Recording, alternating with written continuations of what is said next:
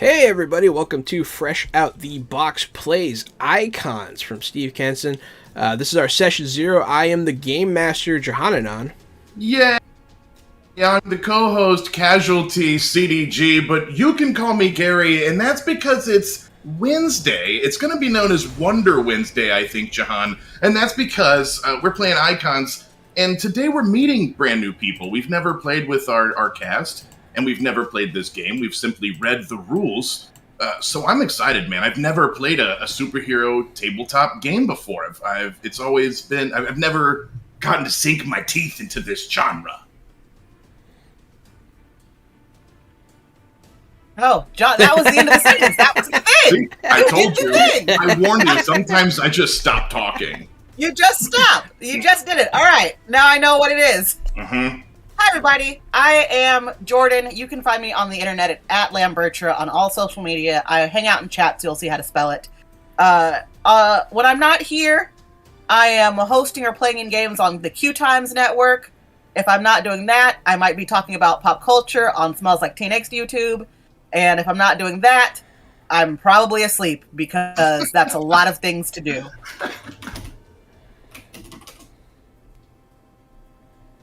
This is all you, Rune. I guess that's my cue. Yeah. Hi, everybody. Online, I go by the name Rune for as long as there's been an online, and maybe a little before. I am not a streamer or a professional gamer of any sort. I'm just your classic old-fashioned nerd. Been in the hobby since the late 70s, and I've taken a few breaks here and there, but for the most part, I've always been involved with it, and I still play games or run games to this day.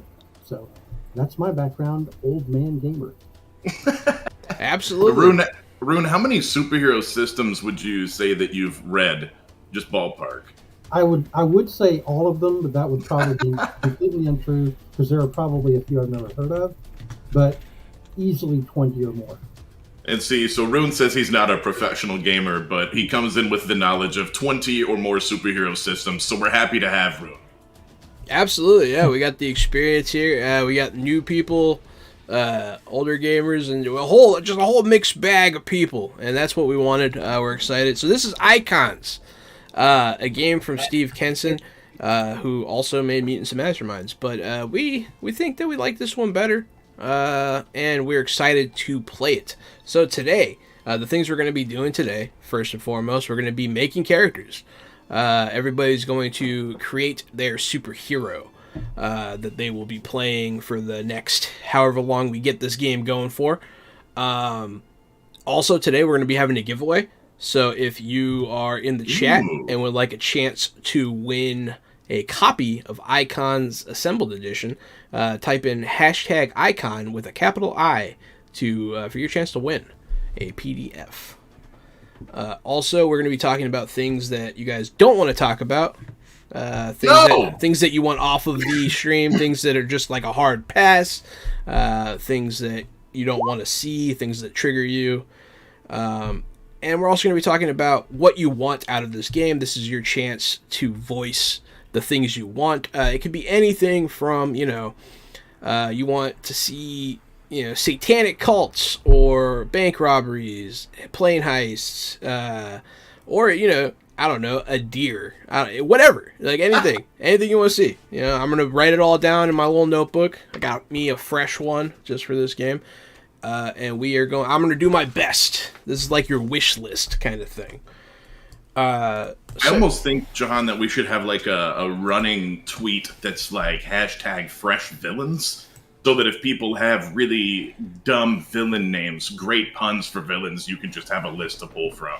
We're always taking dumb villain names, and I will write them down, and I will get them in there. And also, there's a feature where you can spend your channel points to name an NPC. Sometimes even ones that are already named. So if you want to mess up our names, spend your channel points. You can also boon and doon our heroes to help them and hurt them during gameplay.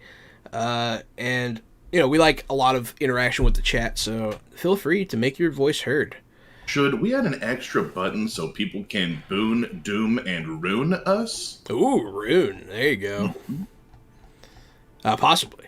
We'll have to talk about it in the next meeting. All right. But yeah, so Icons, we're going to jump right into the book. With the first page is on the basics. It shows a mixture between Chitara and Wonder Woman fighting Confederate Gorilla Grodd, who's stealing Abraham Lincoln's head. Very strange. But hey, that's a picture. Let me show the folks at home here, if I can. There it is. Yep, they can see it now. I wasn't lying. Absolutely. So we're going to continue here. So this is levels and scales, the first part we'll talk about. This kind of gives you scope to the numbers that we're going to be dealing with here when it comes to like strength, power, that kind of stuff. 1 through 10 is the basic scale. 1 being a weak minimum human. Me and Gary both really enjoy the term minimum human. It's very demeaning. Yeah, I called people minimum human online for like a week after that. Yeah, it's just a funny phrase. And then 10 is supreme, godlike, maximum, superhuman. And then 5 is good, an exceptional human. Average is 3, so that's kind of your power scale. An average human is a 3. Keep that in mind when you're making your super strength. If you have an 8, holy crap. You know, you could rip the arms off of somebody and laugh. But yeah, so that's just kind of to give you scope. This game uses comic books as a reference to their narrative time. Every turn is a panel. Every scene is a page. And they use a lot of naming like that. I believe we gave them a lot of extra points for that. So there are really cool things too, like your ability, instead of saying that it's like a spell action or a long action to cast, it says it takes you 1 page to cast it, which is really cool. Or to say like 2 frames, and so you just kind of tell the game master like, hey, I'm still back there in this frame charging my spell. Yeah, which I like that. That's a cool. I thought that was a neat thing personally.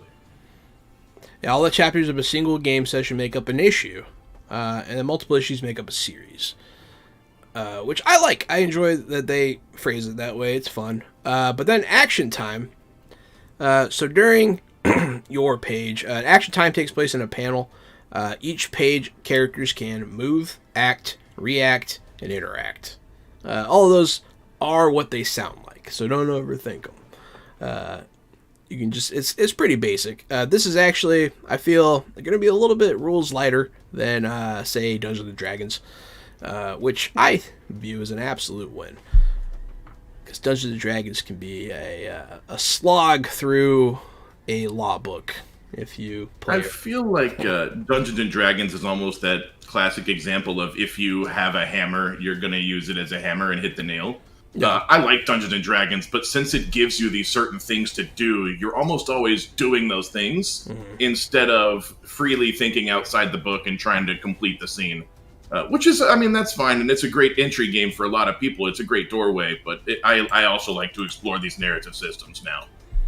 And maybe I'll come full circle in a couple of years, who knows? Maybe. I've been enjoying them as well lately. But yeah, and then another example of that, distance. It's very free and loose. You know, personal is like meh to meh, I can touch you. Close is, 5 feet, kind of close combat distance. Extended is like medium range, shooting bullets. Visual, hey, I see you. That's pretty easy. And then beyond is, too far to see. So that's pretty easy to keep. Just to say, as somebody with very poor spatial reasoning skills, I love this. Yeah. I couldn't tell you how far 5 feet is. I mean, I assume it's 4 inches closer than my height. So, Right, I am 5'2", so when I say 5 feet, I'm like, okay, so it's me laying down. Got you. Perfect. That's my favorite part about online games. We all look the same height, but me and you are very short. I'm 5'4". Gary's like 6 foot, but you couldn't tell.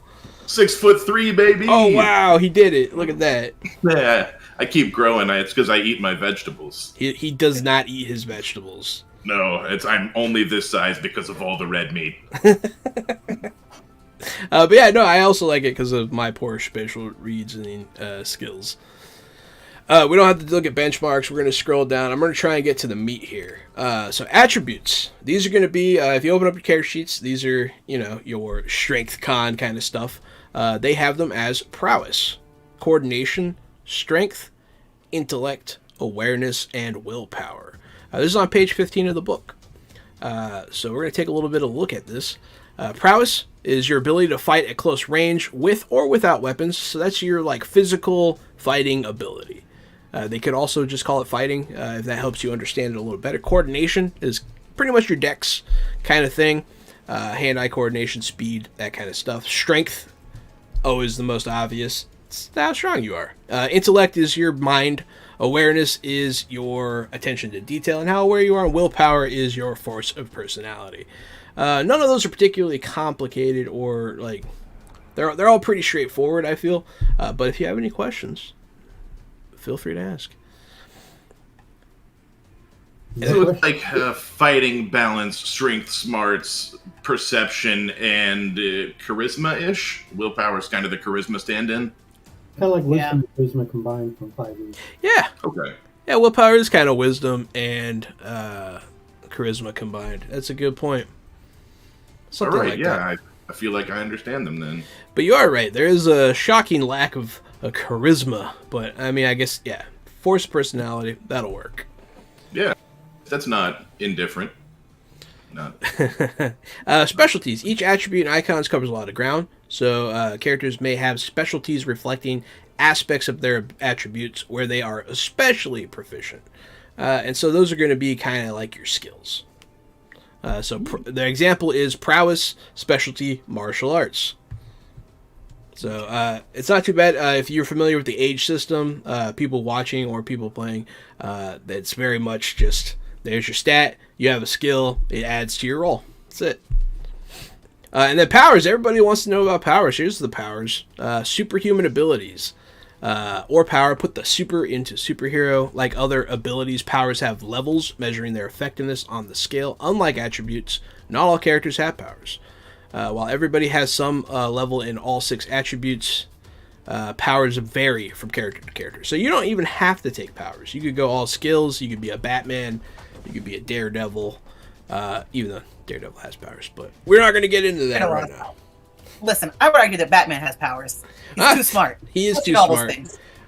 He's too smart, and he has like such control over his like just body in general with his like ninjutsu kind of stuff, able to stop his heart. You're right. I think on the game system you're using, you can even argue that all of this technology are technically powers to do that. They could be. It could be because he is that good with them. Different games. No. Yeah. I would almost say the way that we've looked at superhero systems before, and we found out that you can build Batman almost any build you want. If you want to build him as like a powers person, you can have him throwing batarangs and smoke bombs and you know, fire bombs and things like that, and they all fit with the Batman theme. Or you can make him a fighter, or you can make him a detective. Batman is actually an interesting character that with a little shake of flavor, he's almost any class. Yeah, we were showing off the City of Mist system, and we wound up making Batman like 8 times. It was funny. That's crazy. But yeah, there are a lot of iterations of Batman, so yeah, lots of different ways you could go. Mm. Oh, thank you so much for the subscription, Avenging Penguin. We appreciate it. 3 months! 3 months. I feel like I've known you my whole life already. Stamina. So stamina is like your health. Stamina is going to be what's called a derived stat. And it's going to be based on your character's strength and willpower levels together. So there's more than one way to be hardy in this game. I like that they give a little bit extra to the stronger characters because they should be a little tougher. You know, they're so meaty. Determination. The difference between a hero and someone who just gets lucky is determination. It's what lets heroes pull off amazing feats when the chips are down.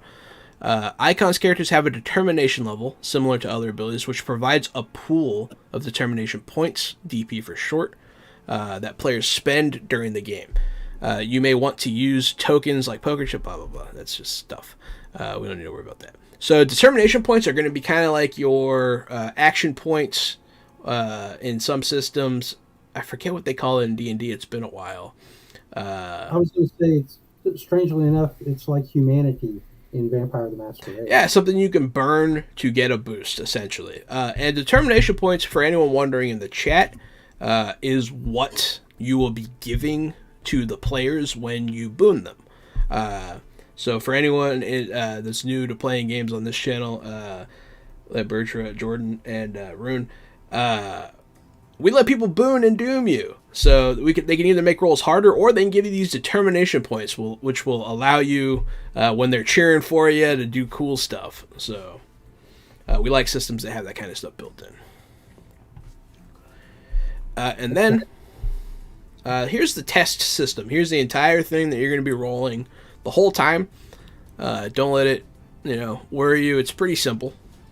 So effort, which is going to be whatever acting ability you're using, plus a d6. A single d6.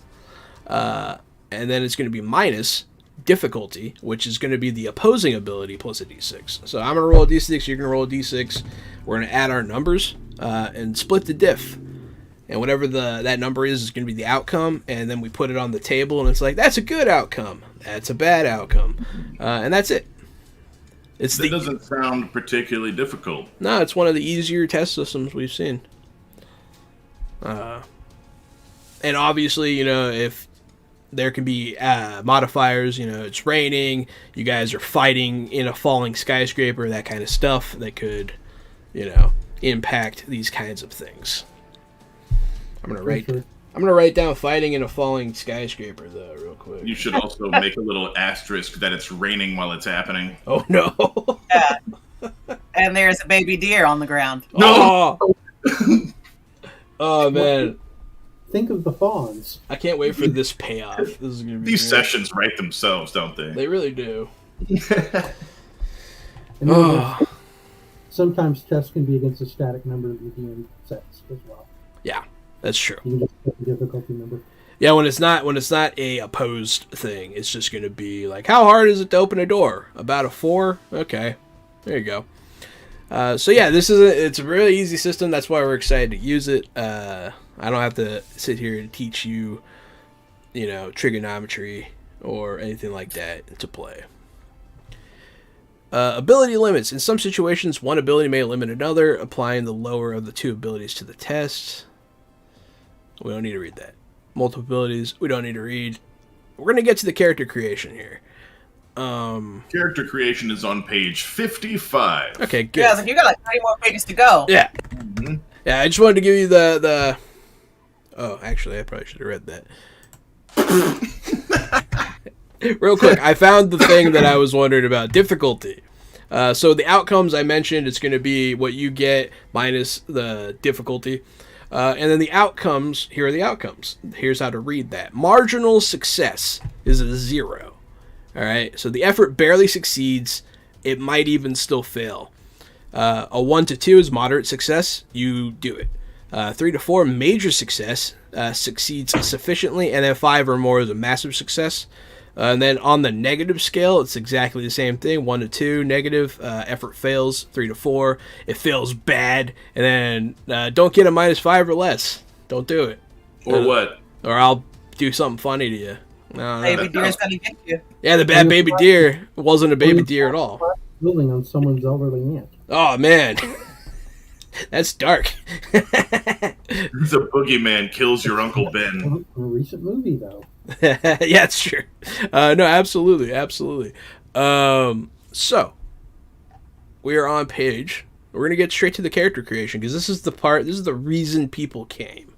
The people came, they might have come for the free book, though. Don't forget, hit hashtag icons in the chat for a chance to win this very book. If you're in the Twitch chat, if you're in the YouTube chat, get over to the live Twitch chat. Yeah, it's only for the Twitch viewers. It won't work anywhere else. Or video on demand, people. You should have been here live. Should have been here live. But hey, we're going to be giving away more books in the future. What? So. We are? Yeah. Oh, that's insane. Well, you click that follow button then. Yeah, do it. Tell your friends they could get free books over here. So this is a very easy, it's going to be a 7-step process here on page 55 with Mr. Incredible coming out of the telephone booth, which is excellent. First. In this game, it's sort of a random roll character build. At the very end of that, there's a paragraph for optional point build system. I copy and pasted those rules in the Roll20 if you want to take a look at them back and forth. Or you can go look at them into the book. Yes, I'm not going to force you guys to roll a random superhero if you don't want to, but you can. And you start off with origin. There's an origin table, determines your character's hero origin. That's kind of like where your powers are going to come from, if you have powers at all, or just, your basic start. Attributes, you're going to roll on level determination table 6 times for your hero's attributes. That is kind of like D&D rolling your D6s for your numbers. Powers, you can roll to determine the number, type, and level of your hero's powers. Specialties, same thing. Then description, that's up to you. You're going to come up with your name, backstory. Some of that stuff can wait. If you can't come up with a name on the spot today live, that is perfectly fine. You can just get back to me, sometime this week. And then qualities, you get to choose 3 qualities. Those are kind of like bonus things. They're like, how do you describe those, Gary? The power modifiers? Quality? Maybe. Yeah, something like that. We'll look at it. Not like motivations? Yeah, I think it might be like motivations. Yeah. And then the final step is my approval. Don't make a smoke cloud that lives in a dog's butt. I don't want to run that game. All right. Just, But for the most part, I'll probably say yes to whatever you're making. Lambertra had to throw her character sheet away, Jahan. She doesn't want to play anymore. Was that? Did I nail it on the head? Man. Yep. It's crazy. I'm done with this game. But yeah, so if you want to, if you're not sure what you want, you can roll 2d6 at this time to determine your origin. But even if you do, you're not like bound by it. It's just for funsies if you want to. But trained, 2 to 4. The hero is highly skilled individual. Any powers actually come from superior training or specialized equipment. The character gains 2 additional specialties and can choose to trade a power for 2 more specialties. Jahan, is there anything in our setting that makes any of these like more common than other? Like, is there? That's a good question. The setting is kind of mutable at this point. It's kind of, if you guys are putting stuff into it, it'll be there. If you're like, if I'm from Krypton, well, I guess Kryptonians are a thing, if you're part demon, I guess that's a thing, it's going to be...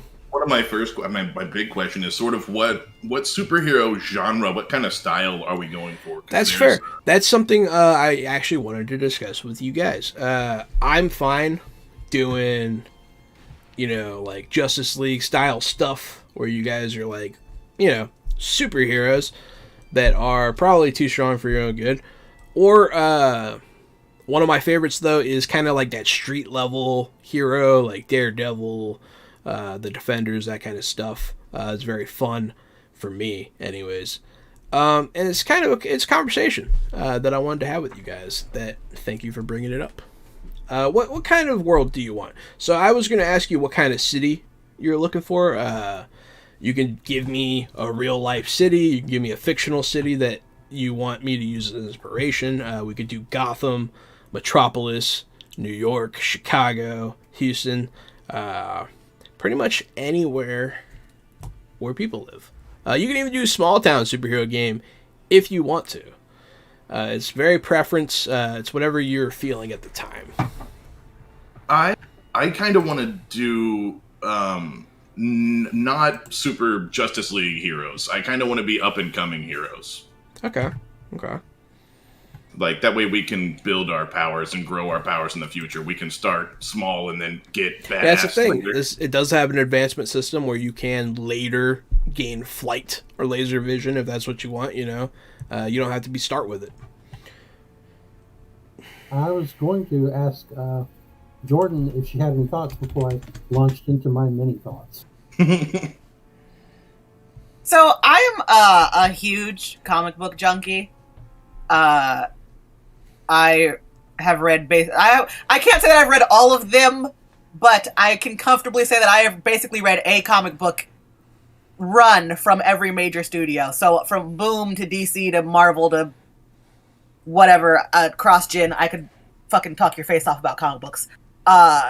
So I'm open to basically any idea. Oh, okay. I've seen the gamut. You love it all. I gotcha. Yeah. I I have to agree on that point. I also am open to and love it all. But if I was going to have a strong thought towards this game on stream, I think something a little comical and for color with up-and-coming heroes would be what really floats my boat.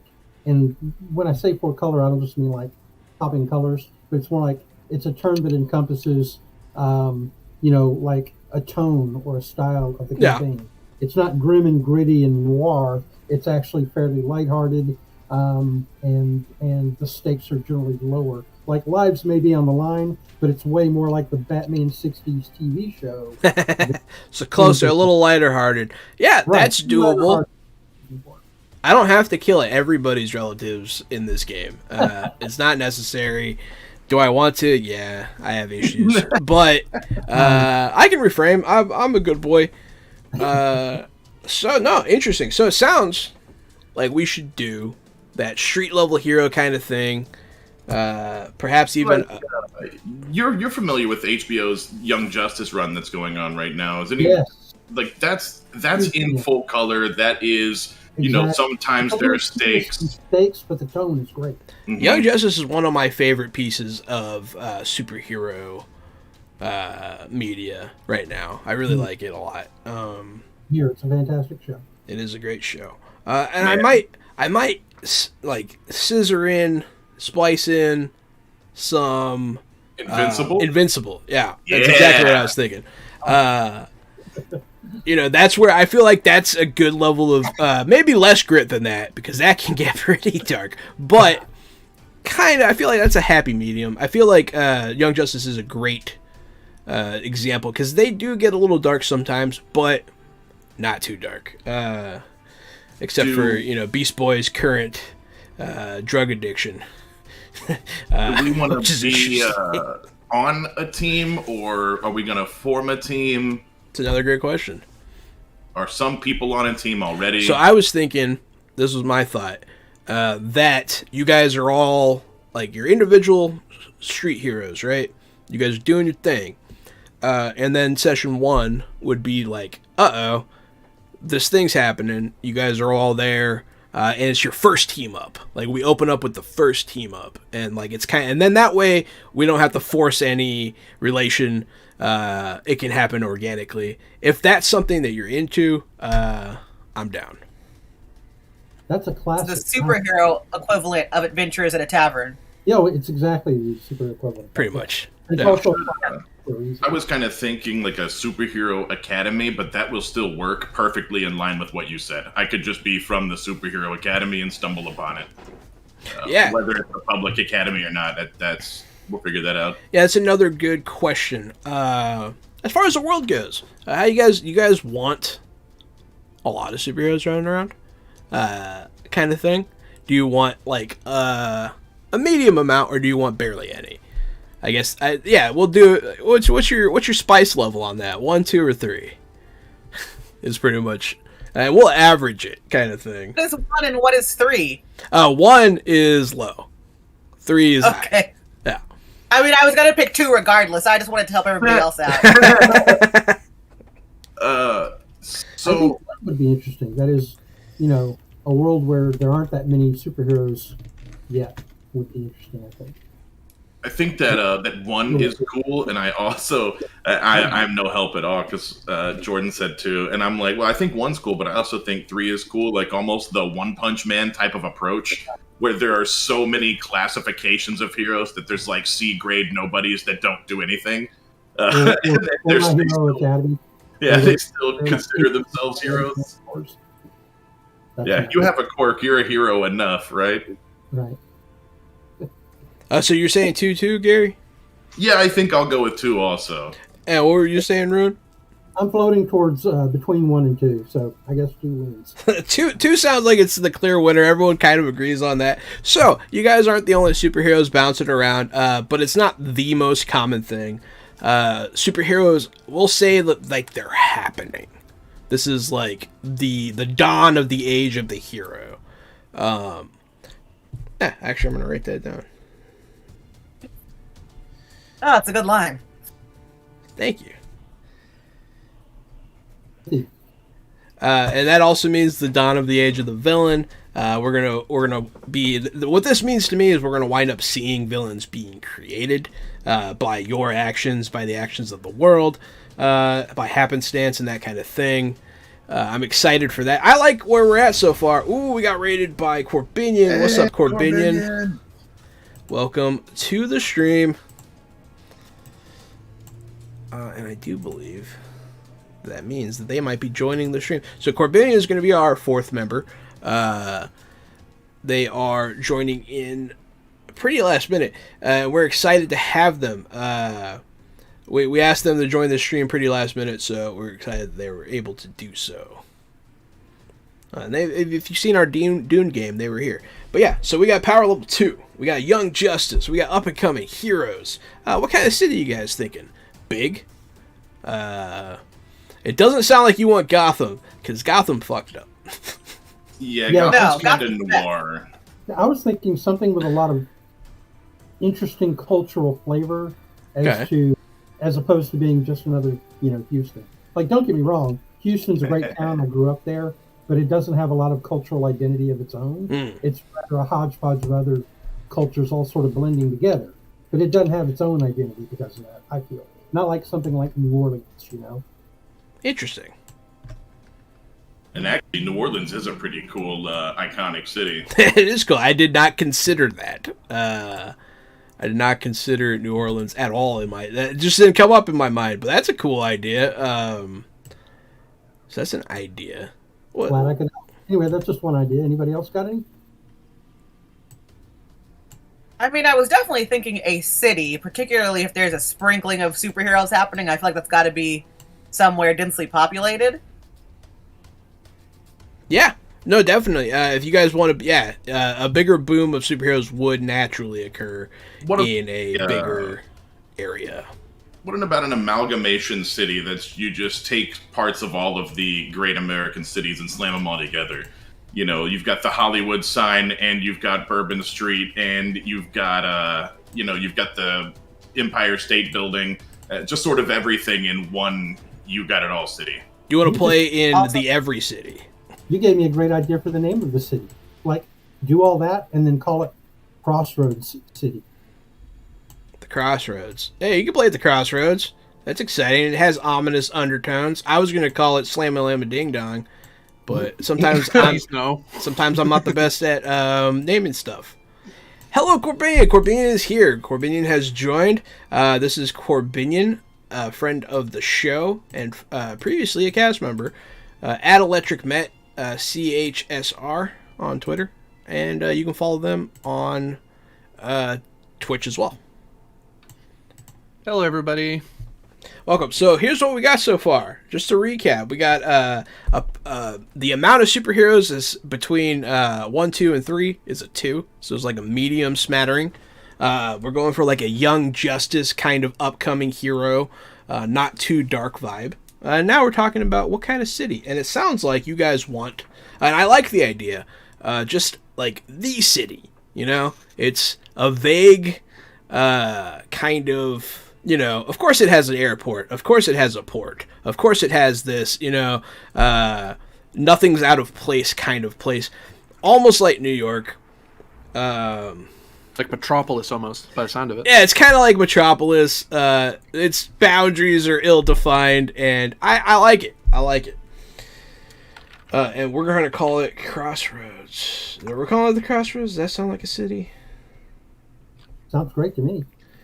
Maybe that's the colloquial term. They'll call it the Crossroads. So, the Crossroads City, where things meet. This is where our city's going to take place. Maybe that can be maybe that can be like the city motto, like Houston is the Bayou City. Maybe this can be the Crossroads City. Yeah, it has like two major interstates. That's kind of what I had in mind. It's like right in the middle. Calls it the Crossroads, but it's really something else. You could just drop it right in the middle of America in like Ohio or something, and have two major interstates run right through the middle, and that's just where everything is. Yeah, something like that. It sounds like a plan. Yeah, no, so it sounds like you guys want to be in a big city with everything in it, and I'm here for that.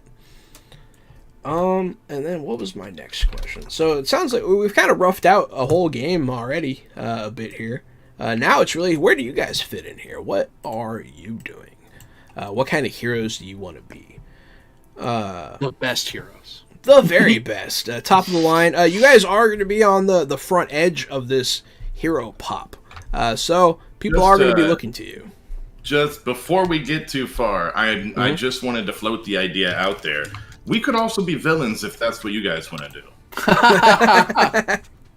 I'm going to pass on the idea personally. I mean, I don't really have a problem with playing some selfish characters, maybe. We can be a no-killing good guys villains. But playing villainous does not appeal to me personally. Yeah. I was watching Super Crooks on Netflix recently, and they have no-killing police and no-killing civilians rule. And so it makes for really interesting villains when they're just doing heists and stuff and they're not killing anybody. When they play by rules, it makes them a lot more interesting to watch. Mm-hmm. Yeah. Murder. No one likes a murder hobo.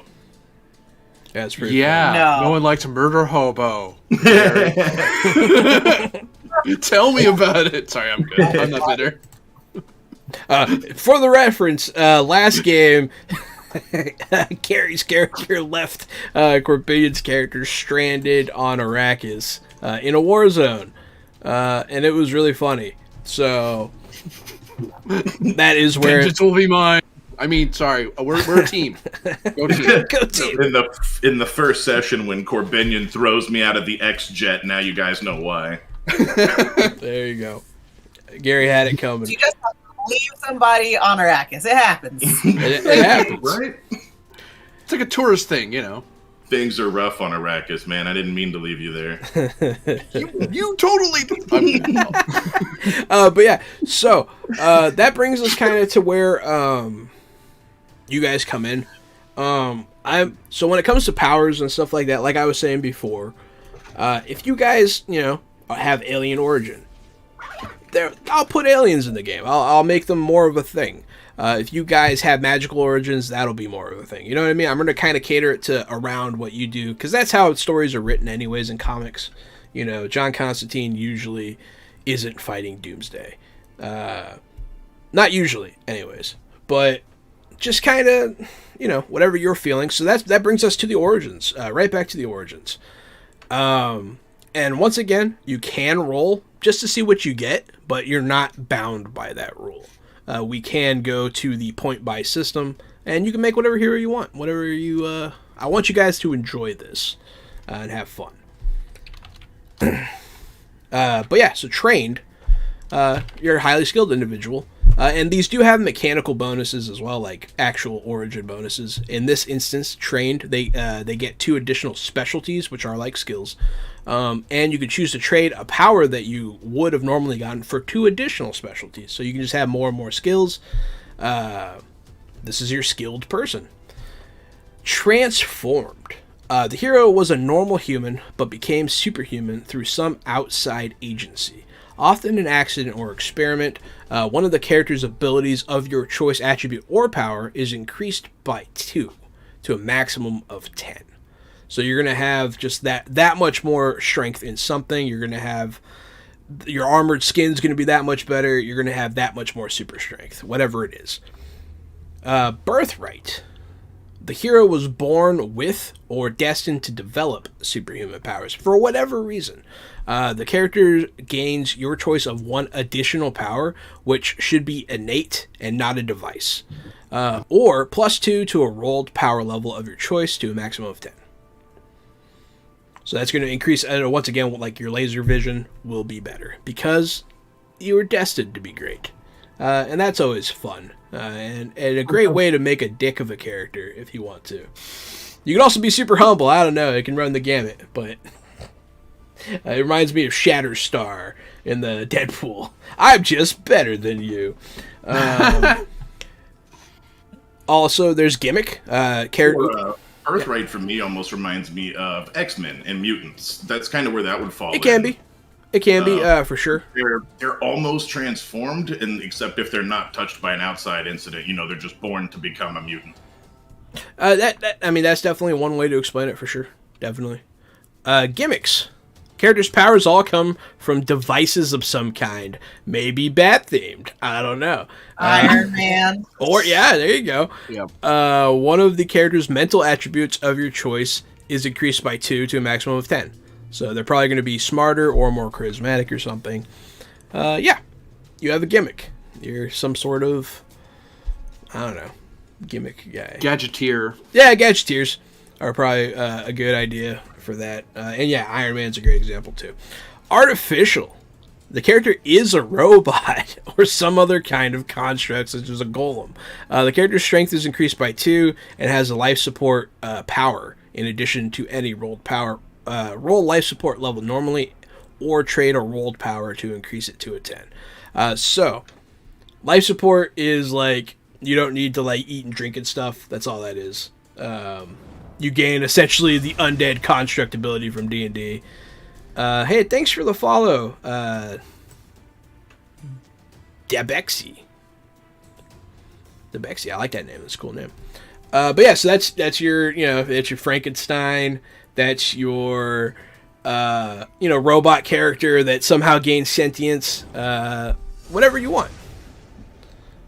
And thank you for the follow, Lynn Bertra. Appreciate it. When you said that, I just realized, I was like, oh shit, I'm not following the channel. This is bad. We appreciate it. We appreciate it very much. Unearthly is the final origin. The character is an alien, elemental, angel, devil, or even deity. It's very funny that those are all rolled into one for me. But yeah, there they are. There's Hellboy, there's Superman, there is Thor. Yeah, Thor. You could be, yes, so many things.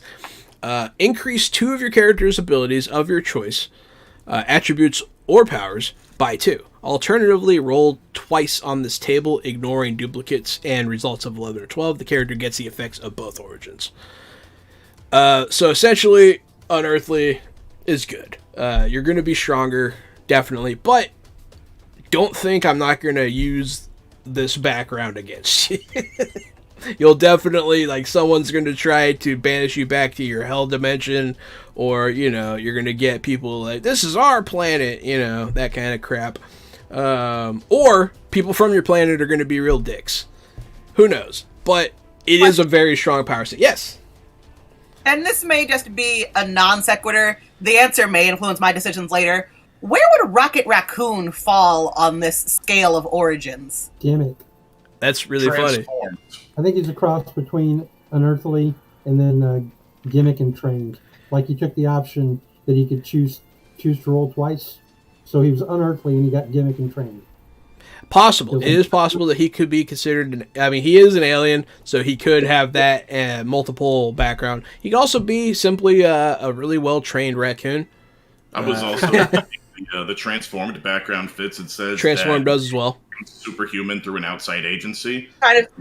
Sure. This is why I asked this question, because I was leaning towards transformed, but I realized that this could be a topic of conversation. Yeah, and what a great conversation. Everyone could be Batman, right? And then Iron Man. So Iron Man could be an artificial, like he could fit the robot path, or Iron Man could be a gimmick, right? So there's a little bit of leeway here, a little bit of play. Oh, sure. Even Transformed and Birthright, they both offer almost the same bonus. Yeah. Even. If you wanted my opinion on what would fit best, I would say Transformed. I feel like you could fit it into several of these categories, but definitely that's what happened to Rocket Raccoon. He was transformed from being a regular raccoon into a non-regular raccoon. Ooh, Mystery Men. People are talking about Mystery. Ah, man. I love it. I'm only invisible when you're not looking. Movie. I love that movie. That's good. So if you're creating a hero without random rolls, either choose an origin and apply its modifiers, or skip this step entirely and create the hero without any modifiers from origin. Blah, blah, blah. Level determination. Roll on the following table. Determines levels for abilities when called to do so. So you're gonna be rolling 2d6, and it's not a 1-to-1. If you roll a 2, you get a 1. 3, you get a 2. 4, you get a 3. There's the table. You can see it. There's PD Piranha on that page, fighting somebody Doomsday with Captain Artichoke. that guy is. What's that? I said it's doomsday-ish. It is doomsday-ish. And then that other guy is definitely some sort of artichoke man, and I'm here for it. Called Saguaro, and he's like a cactus man. Cactus man. Yeah, it's Saguaro is his name. He has a prickly personality. No. Oh. I'm here all week. Attributes. So you're going to roll once on the level determination table for each attribute and record resulting level for it. So this is going to be rolled stats, essentially. There is also the point by at the end. There is also a point by. Do you guys want to point by, or do you guys want to roll? What's more fun? Rolls pretty fast. Rolls pretty fast. It's rolling. All right. Rolling's fun. I always like rolling stats. So, everybody, let's see. You're going to be rolling 2d6 how many times? Is it 6? 6 times? Something like that. Let me go look. Scrolling through the book. Can we arrange them to taste, or are they straight You down? can. I will allow them to be arranged to taste. I'll definitely do one. Because, like, rolling in order, that's like some old school D&D nonsense. It's terrifying. I remember those. I like doing that, but only if you're doing like a one-shot or something silly. Yeah, so you do have 6 attributes: prowess, coordination, strength, intellect, awareness, and willpower. That's what we're rolling for right now. Do you want to do us at a time to make it quicker? You can. So as long as you can keep track of what you're getting, go for it. It's fine. Looks like Gary's already done with his. Corbinian's done with his. So yeah, go ahead. I'll say, go ahead, Rune. You can roll. Okay, so let's see. 86 for the origin is an 8. So that would be a gimmick. That's definitely not what I'm going to play. Oh, I didn't even roll for origin. Yeah, Well, I didn't really the origin roll is for fun. You can keep it if you want to. You don't have to. Just seeing what I get. I don't know that. Alright, so let's see here. I'm kind of partial myself, origin-wise, to either unearthly or artificial. Just kind of, I have concepts with those in mind. Excellent. Don't feel bad. I took Birthright without a second thought. I want to be born as, I want to be born as like a super, like maybe my parents were supers also. Hold on, where did all my rolls go? You need 3 more. Notepad. Because I will forget those numbers the minute I move them around. I put them straight into my character sheet. Wait, I did, but I put them in order. I was like, well, I'm probably going to move those around. Don't forget, you're not going to just be straight transferring. You're going to go through the table. Oh, yep, never mind. Do not forget. That makes way more sense. Yeah. I need 2 more rolls. I'll just leave those. I'll put these in my notepad. And I can help you No, do so. they're attributes. For see, 9, 12. Okay, there we go. So I got an 8, 9, 5, 3, 9, 6, 9, 12. 4, 5, 6. Yep, that's it. 8, 9, 5, 3, 9, 12. Yep. Oh, rolling hot out the box there, Jordan. With a 9, not bad. Yeah, go ahead and do 5 more, and then I'll help you guys do the table conversion. Yep. Just noting them down so I don't lose them.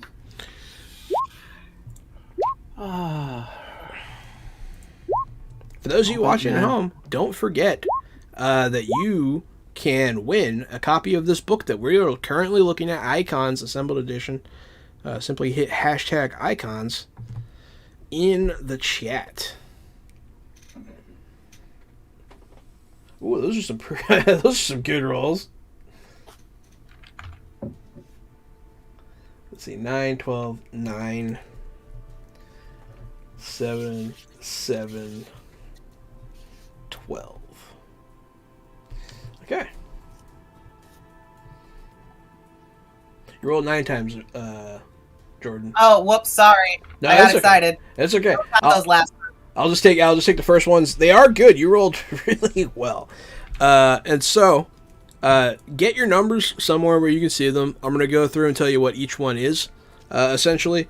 So, if you got a 2 on your roll, that's a level of a 1. Okay? 3s are going to be 2. Replace any 4s with 3s. 5 to 6 is going to be 4. 7 to 8 is going to be 5. 9 to 10 is going to be 6. 11 is 7. And finally, 12 is an 8. Looks like some of you are going to have some pretty high stats. I feel like all of you got at least close to a 12. Let me see. That 3 is kind of making me a little sad, Bears, but Yeah, 3! oh well. Everyone needs the weakness. Yeah. If I also have a 3, Corbinian. If anyone's total numbers add up to under 20, you can roll again. But I don't think anyone's do. I don't think anyone's. I think y'all did better than that. Yeah, you guys all rolled pretty good. If you Yes. need any help doing that conversion, let me know. That's why I'm here. I was wondering why you were here. Isn't this a GM-less game? We just Yeah, it's just I'm just here watching because I like comics. Well, boy, have I got some acts I can recommend you. Have you heard of Bill Burr? Oh God. Let's see. So attributes, yes. They're talking about attribute swapping. We're not doing that because I'm letting you guys free place, which I feel is fine. The next thing is rolling to determine a number of powers that your hero possesses. Yes. This is another 2d6 roll table. Everybody roll another 2d6 whenever you can. Hey, Corbinian and I are the Sevens brothers. That's 3. You guys both get 3 powers.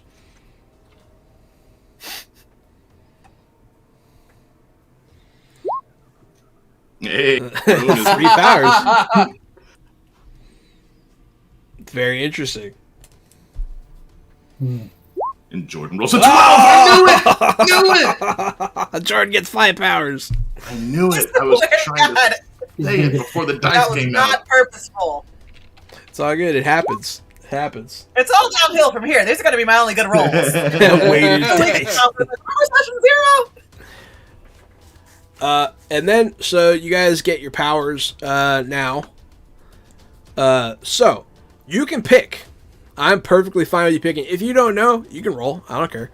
The way it works is you roll 2d6 and it tells you what power type it is. Mental, control, defensive, offensive, movement, alteration, and sensory. And then you go to that table and you roll again. Or you can just pick, because that's half the fun of superhero games is picking your powers. But, you know, if you want to leave some of it up to destiny, you can. I have to. I have to embrace the dice. Okay. Interesting. Sorry, can you say that one more time? Yeah. So in order, so for each of your powers, you have 5. You're going to roll 2d6, and it's going to pick the power type. Between Gotcha. mental, control, defensive, offensive, movement, alteration, and sensory. And then you go to that table, and you're going to roll again. Or you can just pick. It looks like Corbinian rolled. So Corbinian, you got sensory and 2 control powers.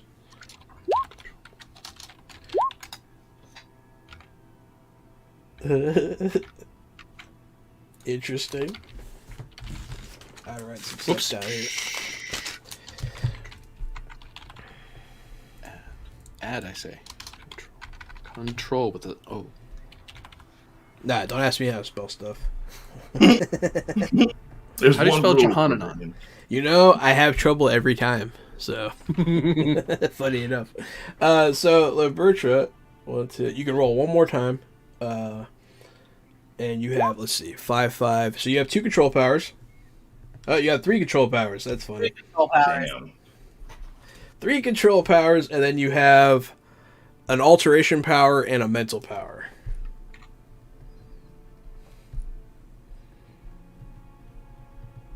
This is cool. This is cool. You're gonna have some interesting stuff. I have been powered up. I have the power.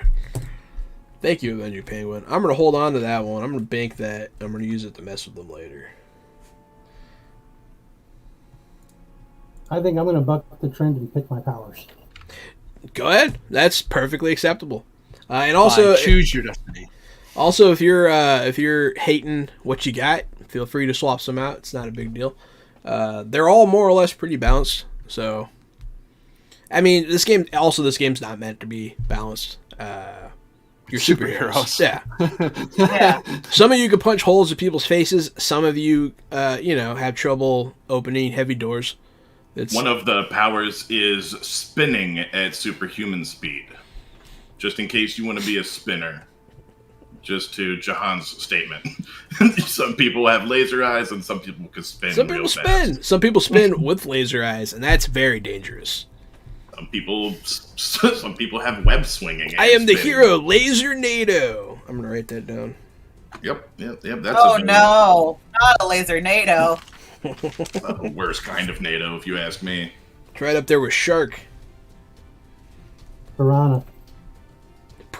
There you go. Laser NATO. Laser NATO also sounds like some sort of political hero. He goes and stops war crimes. I don't know.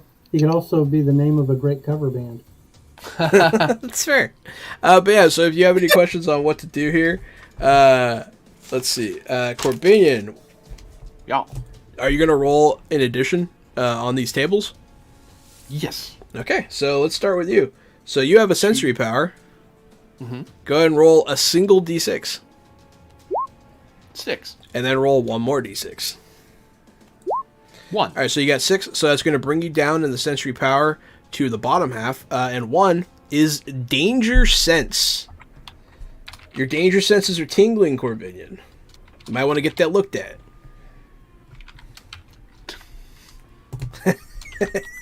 And then you have, 2 control powers. And control can be a lot of stuff. There's a lot of stuff going on here. You're going to do the same thing you did before. Roll 1d6 and then another. 6. Okay. You have the power Servant.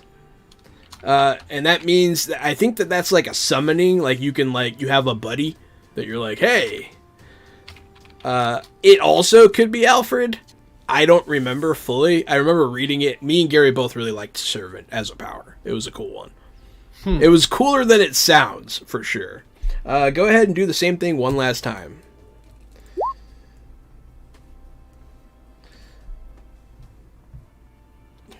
Was that a 5 and then a 6? Yeah. Servant again. You can reroll. Reroll both? Yeah. Dude. You really wanted Servant. That's funny. Ooh. Well, this is a good one. Telekinesis. Yeah. There you go. That's a cool hero right there. That's a cool power suite. So your telekinesis, you have some sort of minion thing going on, and you can sense danger. Like that, I don't know. That's really cool. You rolled dope. Lamberto, would you care to do the same? Yes, let's commence the rolling. Absolutely. No, I'm here for it. So 6 on. We're going to start with your control powers. So you're in the bottom section of that. Go ahead and roll one more 6. Your first control power is cosmic power. I mean, that sounds awesome. I think you're good at surfing. Yeah, it's going to be some sort of like space magic kind of thing. You're going to be shooting like starfire bolts or something like that, probably. Which is dope. Do the exact same thing 2 more times for control. So you got 2 and 4. So 2, 4. You got element control. Interesting. And you're probably going to have to... You're probably going to have to pick something with that one, like ice or fire. It's going to be dope. Yeah, I was going to say, I'm assuming it's like weather garbage. And then 4 and 4. Also telekinesis. Hey! Mind bullets. Yeah, telekinesis. It's right in front of me. I should be able to spell this. Oh, did I spell it right? Let me see. Telekinesis. I did spell it right. Of course, the only things I can spell are like nerdy ass shit. Like I can spell prestidigitation. Oh, But get away with you. No, you can't. I can, I think. Oh, man, he's going to call me out. I don't want to. Oh, when I was a kid, I would miss all the middle syllables in that word. Precipitation. Yeah, My brother absolutely. Yeah, I made a wizard that used it a lot, and I was determined to be able to say it correctly, so I practiced. In, like, the mirror. Go ahead. We're going to do your mental power next. Lambertra, the Mistress of Power. You got 6 and 3 for mental, so that is mind control. Okay, calm down. Oh, God. Calm down, Jordan. This character is doing the most.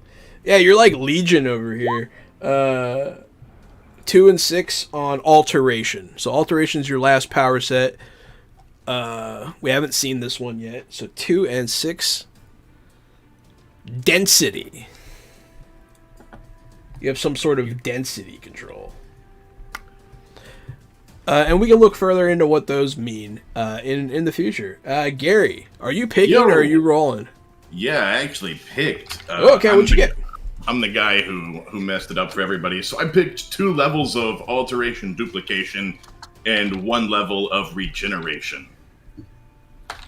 So I'm a regenerating duplicator. You're multiple man, is what Correct. you're saying. Yeah, Gary was telling me he wanted to be a multiple man, and that's nothing wrong with that. All the heroes of the world, and you made multiple man. Well, there are power modifiers also, and one of them really spoke to me, and it was that you can only use your power on other people. And I thought, how cool to have a multiplier who can only multiply his friends. So yeah, I plan on multiplying you guys.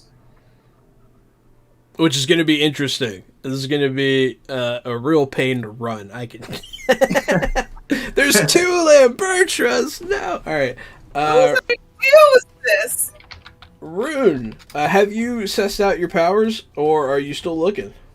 I'm still looking. Not a problem. I think what I'd like to do is roll one randomly.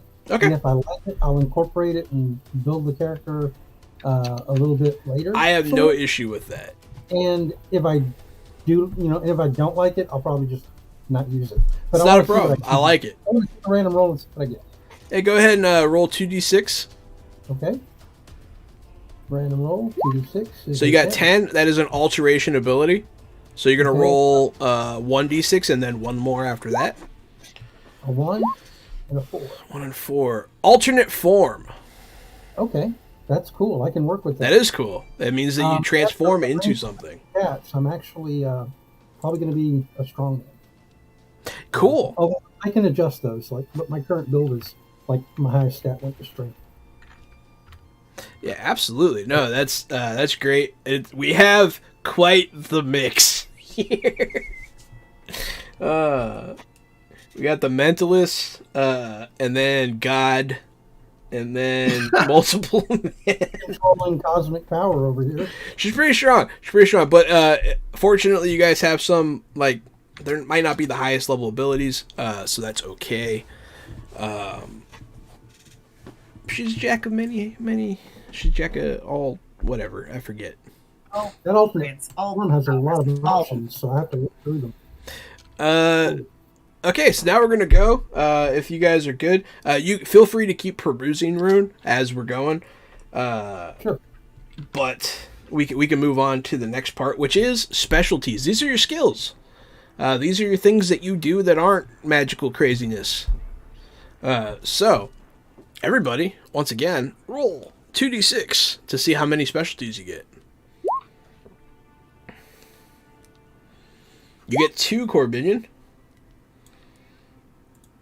Let's see. Rune and Gary both get 3. All right. And then Lambertra. Jordan, you get 2. Okay. So everybody gets between 2 and 3. Fair enough. And these things you can also roll for if you want to. Oh, did you just roll for them, Gary? Oh, God. Yeah, I'll come back and roll on this set. I gained 3 specialties, you said? Yes. You and Gary both have 3. Jordan and Corbinian both have 2. Gary, you rolled a 5 and a 5, a 4 and a 5, and a 5 and a 3. All right, so 5 and a 5. First off, stealth. Not bad for a multiple man. Not bad. Not bad. Yeah. 4 and a 5. Power. All right. Don't know what that means. That'd be funny. You just get another power. It's probably like lifting a door with my power. Maybe You could probably add it to strength. quite possibly. And It's one of then those shutters at a shop. Mhm. this looks like a job for multiple man. Hey, man, the key is broken. Ooh, here's a very interesting one for your final science. Yeah, give it to me. Very Science. interesting. Man, you guys are. This is churning out some pretty interesting characters. Who would like to go next? I'll roll one of them and see what I get, and All then right. do the other. Yeah, two feel based free. on the theme. Sure. So what's it again? 2d6. Yeah, 2d6. A 1. So that came out of 6. Ooh. Sorry, I didn't One- realize I hit 1. So 1 and that's gonna be a 6. 7. Drive. Right. Okay, so I'm the group's driver. You could be. You could be. Don't have to be, but you can be. Maybe. You could drive boats, maybe. Yeah, you could Drive us drive crazy. other vehicles. Yeah, no, definitely. Well, every team needs a pilot if they're going to be a team, Yep. Mhm. and they don't all have movement powers. Like You if could don't have- take pilot. You need a vehicle, and every vehicle team needs a pilot. So, Quick That's to the right. Thanos copter. well, I guess there's a difference between piloting and driving, but yeah, There that's is, pretty cool. but you know, it is We operate out of a van that we parked down by the river. the A Team. Excellent. Featuring Chris Farley in a van down by the. All right. Corbinian, would you like to roll or would you like to pick? Sure, I'll roll. I owe you 2. 6 and a 1 is technology. Interesting. Oops. 3 and a 2 is martial arts. All right. Cha. Techno puncher. Watcha. And then Jordan, if you want to, you can roll as well. You have, I believe, 3. Or no, you have 2. 2. Yeah. I'm rolling 2d6s for each of them, right? Yes. 1 and 1 is aerial combat, Oh, goodness. Okay. which can involve you being in the air. And then, ooh, those are very interesting rolls. Wrestling. Feel You free- wrestle in the sky. You can wrestle people in the sky. Yeah, that's sky wrestling. Talk about a pile driver from hell. You know it's going to come to a flying fight where she uses that wrestling to slam somebody like 300 feet into the ground, and we're going to be like, oh shit, the flying wrestling! it could be very potential. It's an interesting mix. I'm picturing Steve spinning flying pile driver. Mm-hmm. Yeah, Rey Mysterio does flying wrestling. Yeah, you're like a I luchador. mean, Man, extra points if you take luchador as your character's background. I'm gonna do a Lita Canrana off of a skyscraper. That's what's gonna happen. Hell yeah. Now we're talking. Now we got a game here, folks. We got a game. And if you want to roll on these crazy tables and make crazy stuff of your own, don't forget hashtag icons gets you this very book. Oh shit, I could be my own tag team. You could be your own tag team. Oh yeah, you could be. Oh yeah. Oh no. Well, That's you're really definitely funny. your own best friend. Oh wow. I'm my own best friend. That was Mog. Yes. Reference. Sorry. And then we're going to scroll past this janitor getting his powers in a snow globe. I don't know how it's... So we're going to go to the description. So this part, there's no rush on it. Obviously, character design can take a minute. And you can't just choose to be struck by inspiration. But you guys are going to be coming up with some specifics about your abilities. Descriptions of what your hero looks like. in real life and in your super persona. Whether or not those are different things is up to you. Consider your origin more thoroughly. Like, you're a deity, but what kind of deity? Whatever that looks like. And then just basic character background stuff. This is where that happens. But that's gonna happen on your own time. If you have ideas, feel free to say them. But I'm not gonna put you on the spot with that kind of stuff. And then qualities. Here's qualities. You're gonna have three qualities for your hero. Everybody gets 3. You activate these qualities in play to gain advantages or to cause trouble for the hero. In order to earn determination points. So this is kind of where the roleplay stuff's going to happen. Your hero qualities can be anything you want, but keep in mind that qualities should ideally be useful for both advantage and trouble, having positive and negative facets.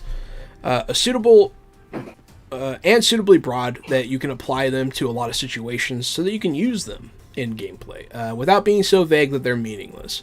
So things like chosen by the spirits and champion of Tuatha are good qualities, whereas heroic or powerful might be too bland. The best qualities are often short phrases or include adjectives. The following are some useful questions to consider when coming up with qualities. Who are you? The simplest qualities describe who a character is, often in the form of a title, epithet, nickname, like Secret Sorceress of the Sixth Age, or Chosen Goddess of Vengeance, Dark Defender, Master of Minds, and things like that. Think of the kind of subtitles that might follow a hero's name on the masthead of a comic book. So, once again, I'm not going to put you on the spot with these. Those can be tricky to come up with. Try to have fun with it. What drives you? Is your hero motivated to protect the innocent, or by the idea that justice must prevail, or do you want to tell as many people as physically possible that you are the immortal Iron Fist? It's God's almighty. Anyone with ears, they must know. Damn it, it's so good. It's so true, though. Just between those ears? I am Danny Red, the immortal Iron Fist. Is it a calling like Ambassador of Peace or Agent of Action, or perhaps your hero has a thirst for knowledge or believes science will save us? You can see how some of those will become dangerous. Trusting that science will be the answer for every single problem is how you wind up making Ultron. Stuff like that. All things have their season. Sometimes you could just talk to people. You don't have to make a super sophisticated artificial intelligence robot. What gets you in trouble? Are you a gambler? If you want to be a drug addict, fine, but I don't know. That's risky. It's risky with the subject matter. So what qualities should not be... while qualities should not be all downside, many of them are clearly trouble, like being a demon hunter. That can be dangerous. Scourge of the underworld. Daredevil going around beating up all the Fisk's guys. That's how you get killed. Former dark assassin. It's a great background. Or even the best at what you do. If what you do isn't very nice. Yeah, it doesn't have to be the nicest thing, yeah. Consider the aspects of your qualities that may lead you to trouble. And then what do you do? Qualities can describe things your hero does from a profession like crusading journalist or principled public defender. So Clark Kent and Daredevil are there. Boom, you did it. Thank you. To a style that recites like poetry, strikes from the shadows, a particular casual. So that can almost be a credo, something that you're doing.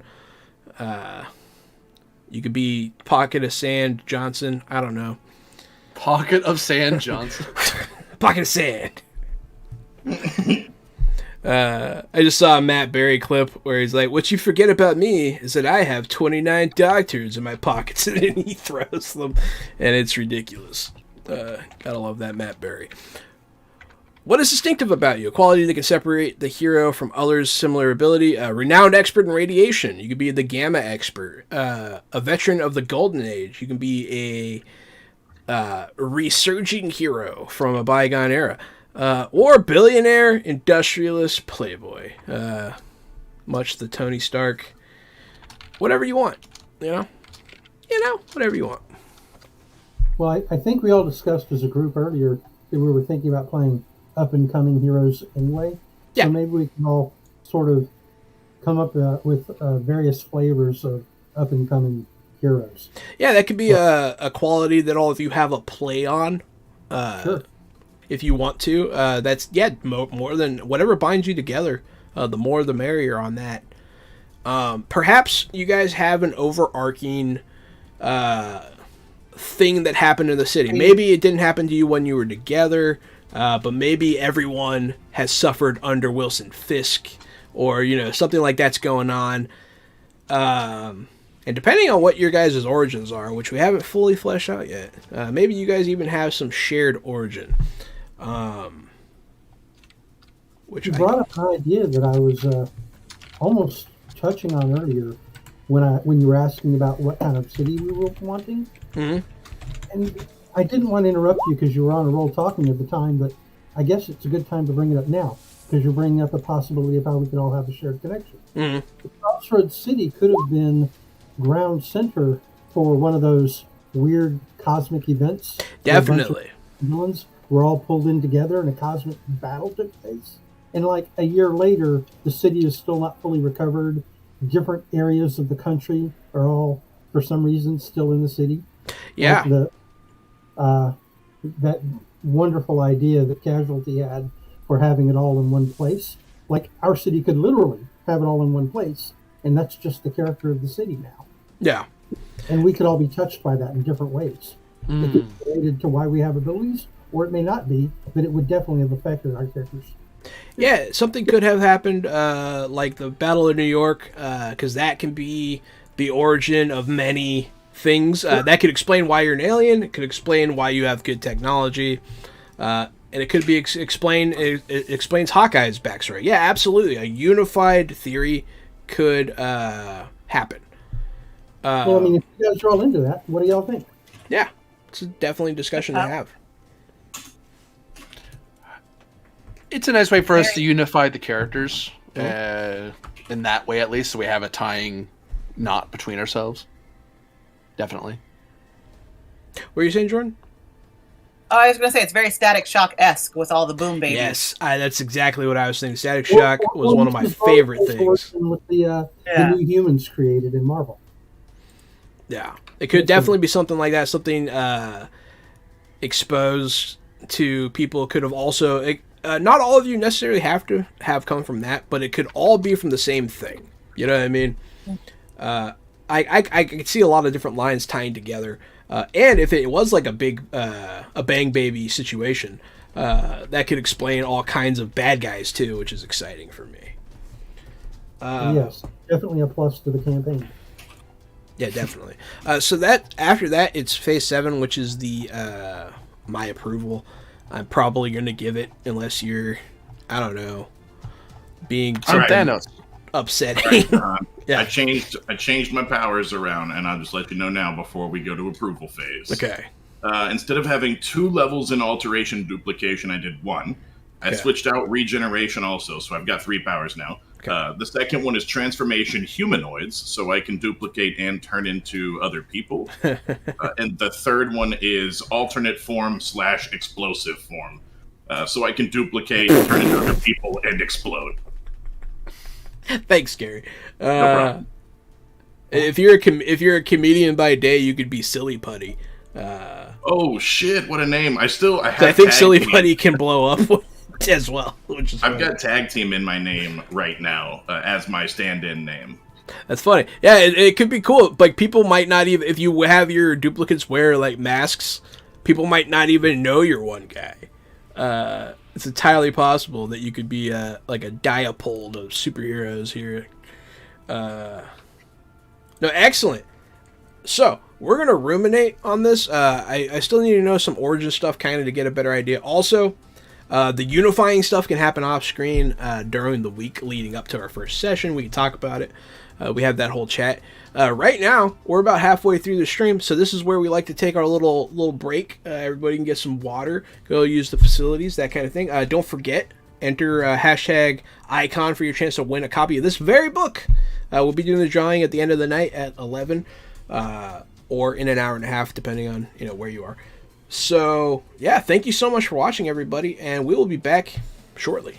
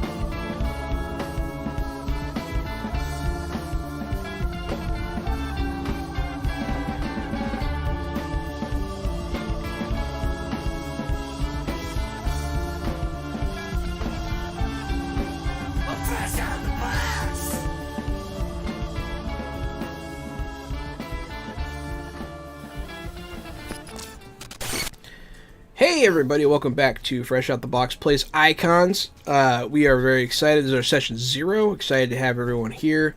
And excited to do our giveaway. So don't forget to enter that with hashtag icon. I am the Game Master Jahan, and I'm still Am still the co-host Casualty CDG, but you can call me Casualty CDG. I'm a retired child crimes and human trafficking detective turned tabletop titan and improv comedian. Oh, is it my turn? Are we doing intros again? Hi, Yeah, you do a little thing. I'm Jordan, also known at Lambertra. I play games and talk about stuff on the internet. Whoa, cool. I like that. Well, I can't possibly follow that up, but I am Loon, and I am your basic old man nerd. I don't really do anything fancy or exciting, although I have run and led a guild in an MMO for over 10 years. Hey. So that's something. And I'm AD Springer, also known as Corbinian. I am a tabletop role-playing game and variety Twitch streamer. Currently working on a role-playing game that I'm hoping to publish in the near future. And just before this, I was running something else. I was running Cyberpunk Red, and that's what I'm doing before I lead into the wonderful game that is Icons. Yeah, absolutely. So we are still building out stuff. We're still figuring stuff out. Taking a look at how the powers work again. To turn blah blah blah. The GM just lets you do whatever you want. And, Kinda. Doesn't. Kind I of. mean, actually, that's not that far off.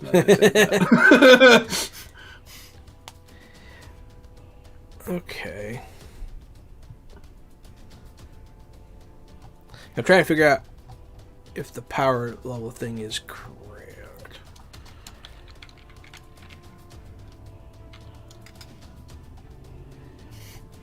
Has anyone figured out what origin that they would like? Yes. Oh, I rolled for it, and I took transformed. You're also a transformed, okay. Yeah. Transformed. I like it. I still went with Birthright. Birthright for Gary.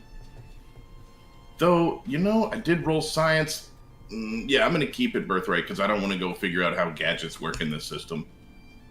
I think they work just like regular powers. Oh, do Mostly. they? I think so. I thought there was a gadgets section. There is a little bit, maybe, but I don't think it's Let me too go. Oh, Let me go actually. see if it's just flavors because I may switch. What were you saying, Rune? Did you say you were looking for page 57? Probably. Page 56. Page 56. What have you figured out your origin, Rune? Yeah, I believe I rolled and got gimmick and immediately decided that was not for me.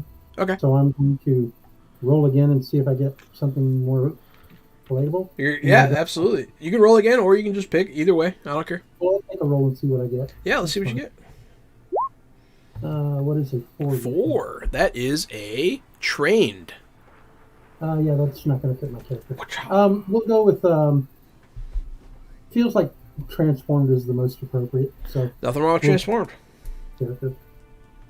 That encompasses a wide range of things. Sure. Well, I kind of feel like since I'm the one who brought up the whole interesting idea about the city, that I should be definitely the character most affected by it. So I think Hey, you I'm can turn gonna to say rocks now. whatever happened to the city to create all these weird crossroads, it affected my character. So Mhm. transform. What about you, Corbinian? I'm stealing a page from my old D20 Modern days. This is on page 56. I don't believe you were actually here for this part. Nope, but I was able to glance at it. I'm thinking my guy is from another verse that got pulled here because of the incident. And now it's a matter... The thing is, I'm here now, and it's like, well, I gotta be... I was a hero before, I think, because I don't remember exactly what I was before I got through the shadow. And it's like, well, I'm here now, and all I know is that I have a duty to do good in the world. Unfortunately, I don't know what this world's like, so I'm kind of always half guessing what's going on. So it's either trained because I was trained, I think, or unearthly. It's like, I come from a place that I don't truly understand, and I have powers that are apparently strange to have. Okay. Yeah. Either So, way. I was split between trained and unearthly because of another dimension thing. But I am thinking like a trained person. Like he's not particularly birthright in that way or gimmicked. He didn't transform or nothing. But Yeah. that's my split in my head. Yeah, if you go with unearthly, you can do +2 to attributes or powers. And then you can be... So this other place you're from, what kind of place are you from, Corbinian? I'm intrigued. It's a... From what little I recall of it, it is a high fantasy place of magic and glory, but I remember I achieved something there, and I think I came here on purpose, because I was supposed to. Something like that? Okay. You're saying you assembled the Triforce? I met I had a correspondence course, some sort of heroes correspondence course. Did you unleash an immortal, eternal being and destroy a planet? I didn't destroy a planet. I nearly destroyed a bunch of cities in a desert, and that was not my fault.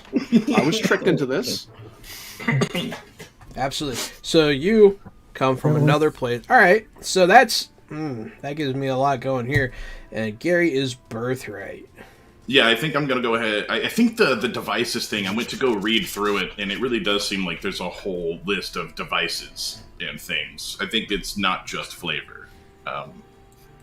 If it is just flavor, I'll do it. I mean, it's completely up to you. So what does your Birthright look like? Because I'm starting to have this event in my head. So yeah, Birthright, what I was thinking is that probably both of my parents were supers, and depending on how long you want supers to have been around, we might be from, like, a line of supers, distant cousins to somebody who was on the Justice League one time type of thing. I mean, yeah, there could be, they were never common, but your parents could be some sort of super being.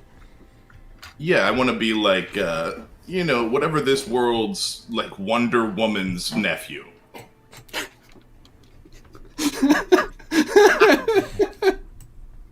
Okay.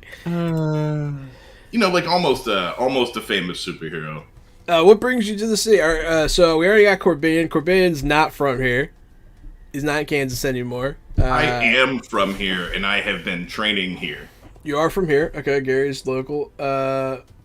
I'm all in for like an academy for super people, and I'm like in post grad school. I'm about to start getting to use my powers. Okay. You're doing your intern year like a doctor. That's exactly right. I'm having to intern as a superhero. That's like what I want to happen during this. So yeah, you're exactly right. I have so many things happening in my mind right now because of what you guys are telling me. I'm excited. Jordan, are you from this city? Go ahead and make a note for that, John. I would like to intern as a superhero. I have a whole backstory that I'm playing with in my head because of all these different powers that I amazingly rolled for. I think that I was like the town fortune teller. Like I had a little booth set up on the pier, and then whatever this incident was happened while I was in the midst of doing all my fortune telling garbage, and I ended up with all these amazing powers as a part of the Big Bang. So now it's real. Yeah. Were you a real fortune teller, or were you a... For entertainment purposes only. Yeah. I mean, I think we'll figure that out as we play. Okay. No, I'm fine with that. That's fantastic. Okay. So you're whatever business you're running is located in Ground Zero. I will say here. So we're gonna have a Ground Zero. This Ground Zero is going to be where Corbinian came through. So whatever this is, it's partially your fault, Corbinian. You okay with that? Yeah, it's typical for me. Okay. Yeah. Very, very good. I love it. I guess to fit in with that, I'm going to go ahead and say that I'd like to play the, young or teenager style character whose powers are the only thing special about him. Yeah. Before that, he was just like a regular high school student. Like maybe in the campaign, whatever academy Casualties character is going to might even be interested in scouting me. Yeah, potentially. Performing heroics, maybe. I don't know. But I think that would be interesting play a guy who's definitely not part of the super world drawn into it. No, I definitely see something happening here. All right, so the two transformed characters are both totally cool being in the city and being swept up in this event, right? Yeah. That's you guys are both down with the same essential origin. So the ground zero is where Corbin's character comes through from another dimension through mysterious means. Whether it's fully his fault or whether he was trying to stop something, it's unclear to everyone, including him. But you wind up in this city, and you leave devastation in your wake. Jordan, your business is destroyed. You wake up, you have these powers. Ruin, very similarly, you could be on a field trip. I don't care. You could be walking home. You could be, just eating at the mall, whatever. Well, since I can drive, I probably drive a car, and I was probably like a pizza delivery driver, and I was just out on the wrong street at the wrong time. Wrong place, wrong time. You're delivering some chow mein. Right time, I don't know. Maybe. And you transform as well. I can get even spicier with that when we do our first session, for sure. Well, he does have an alternate form. He can resume human form at will. So he can go back and forth. He's not permanently changed. Yeah. No, it's going to be cool. And then Gary, so because of what you're doing, you actually fit into this nicely as well. So your character is a part of a secret family of sentinels that, protect people. You know what I mean? And you watch over humanity kind of thing. And you've been positioned in this city as your, internship, kind of your beginning here. But then all these super people start popping up because of this horrific event that leads a bunch of people dead. But in a fun way, I don't know. Maybe it's not like when Dr. Manhattan destroyed a city or whatever. It's just bad things happen, and a lot of people are affected. And your little group is going to be involved in watching these people and maybe guiding the ones that you think you can. But it's mostly going to be you being sent as an equal to these kids to kind of help them out. You know what I mean? Yes. These newly found. So it sounds like we have a thing here. Sounds like we have a unified group of people, which is exciting. And it is very, what do you call it? Boom baby-ish. I like it. Very Static Shocky. Mixed with almost, because of where Corbinian comes from, almost like an Eldritch Nightmare kind of potential. He comes from a land of magic, but something horrific happened and your worlds merge. And so does his character. Yeah. Collision of spheres. So that's where I'm at. That's what I got right now from what I've been told. If anyone has any notes, feel free to add them in. This is your time to be heard. Also, I'm very, flexible in the future as well if you want to add stuff. But so this is one of my favorite parts that we're getting to now. This is the wish list. I mentioned this earlier. What kind of things you want to do? What kind of places you want to be? You guys want to have airship battles? You want to fight zombies? You want to help a friend get into rehab? I don't know. Whatever storylines you want to see. Whatever, maybe, and even fun things that you would like to be a part of this game. Let me know. And I'll make a list here. I've been pretty good so far. We've got to come across stupid bad guys in the street doing stupid things that say stupid things. Just like Rhino, just an idiot who's trying to do something dumb today, and he's just in your way on the way to the thing that you're doing. I think that's a pretty classic comic book feel of having to deal with a villain on the way to a villain, even though they have nothing to do with each other. I don't have time for you today. I gotta go stop Dr. Doom. Exactly. Yeah. I don't have time for you, villain, because I'm doing something else. I like that. All right, so I'm gonna write dopey baddies. But yeah, it's exactly the kind of thing I'm looking for. Things I've gotten in the past: train heist, underwater bases, gunfights. You know, it could be as vague as gunfight. It could be as specific as I want to lasso a tiger, and I'll do my best. You know, I do love a good heist. Heist. I like puzzles sometimes. Not every session has to have combat. I like that. I agree fully that not every session has to be so combat oriented. Yeah, you know me, Johan, we've been playing together a long time. I love roleplay, of course, so also not every session has to be combat. Sometimes you can just move the narrative. One thing I might suggest that's coming to mind, I was trying to form it to make sure it fit in a bit, but a bit of a, I'm thinking like a treasure hunt portion where it's like I remember coming here and I had things with me and I'm like, haha, I'm here to do, oh god, I don't have all the things I needed. Gotcha. Hi people, we need to get these. What are they? I don't know. You want some MacGuffin action? No problem. Yeah. I have no issue with that. No, these are good. These are good. I guess I'd like to throw down the idea that I'd like there to be multiple opposing factions and not just villains. For example, I think it would make the game spicier if there are groups of people out there who have gained abilities or whatever from the origin event or other ways who may not be so clear-cut, good or bad. And we have to navigate a little bit of those moral quandaries of figuring out which ones we can trust, which ones we really shouldn't trust, and, you know, what their true motivations may be. Okay. Absolutely. I wrote down a few things on that. Multiple opposing factions. Intrigue. Yeah. Oh, intrigue. Okay. Yeah, absolutely. I can do that. Our Dune game had a lot of intrigue and barely any combat, so I can definitely get in there with that kind of stuff. I also wrote down gray areas and other heroes and supers being created by this same thing. Very good. Could I also add in lots and lots of minions?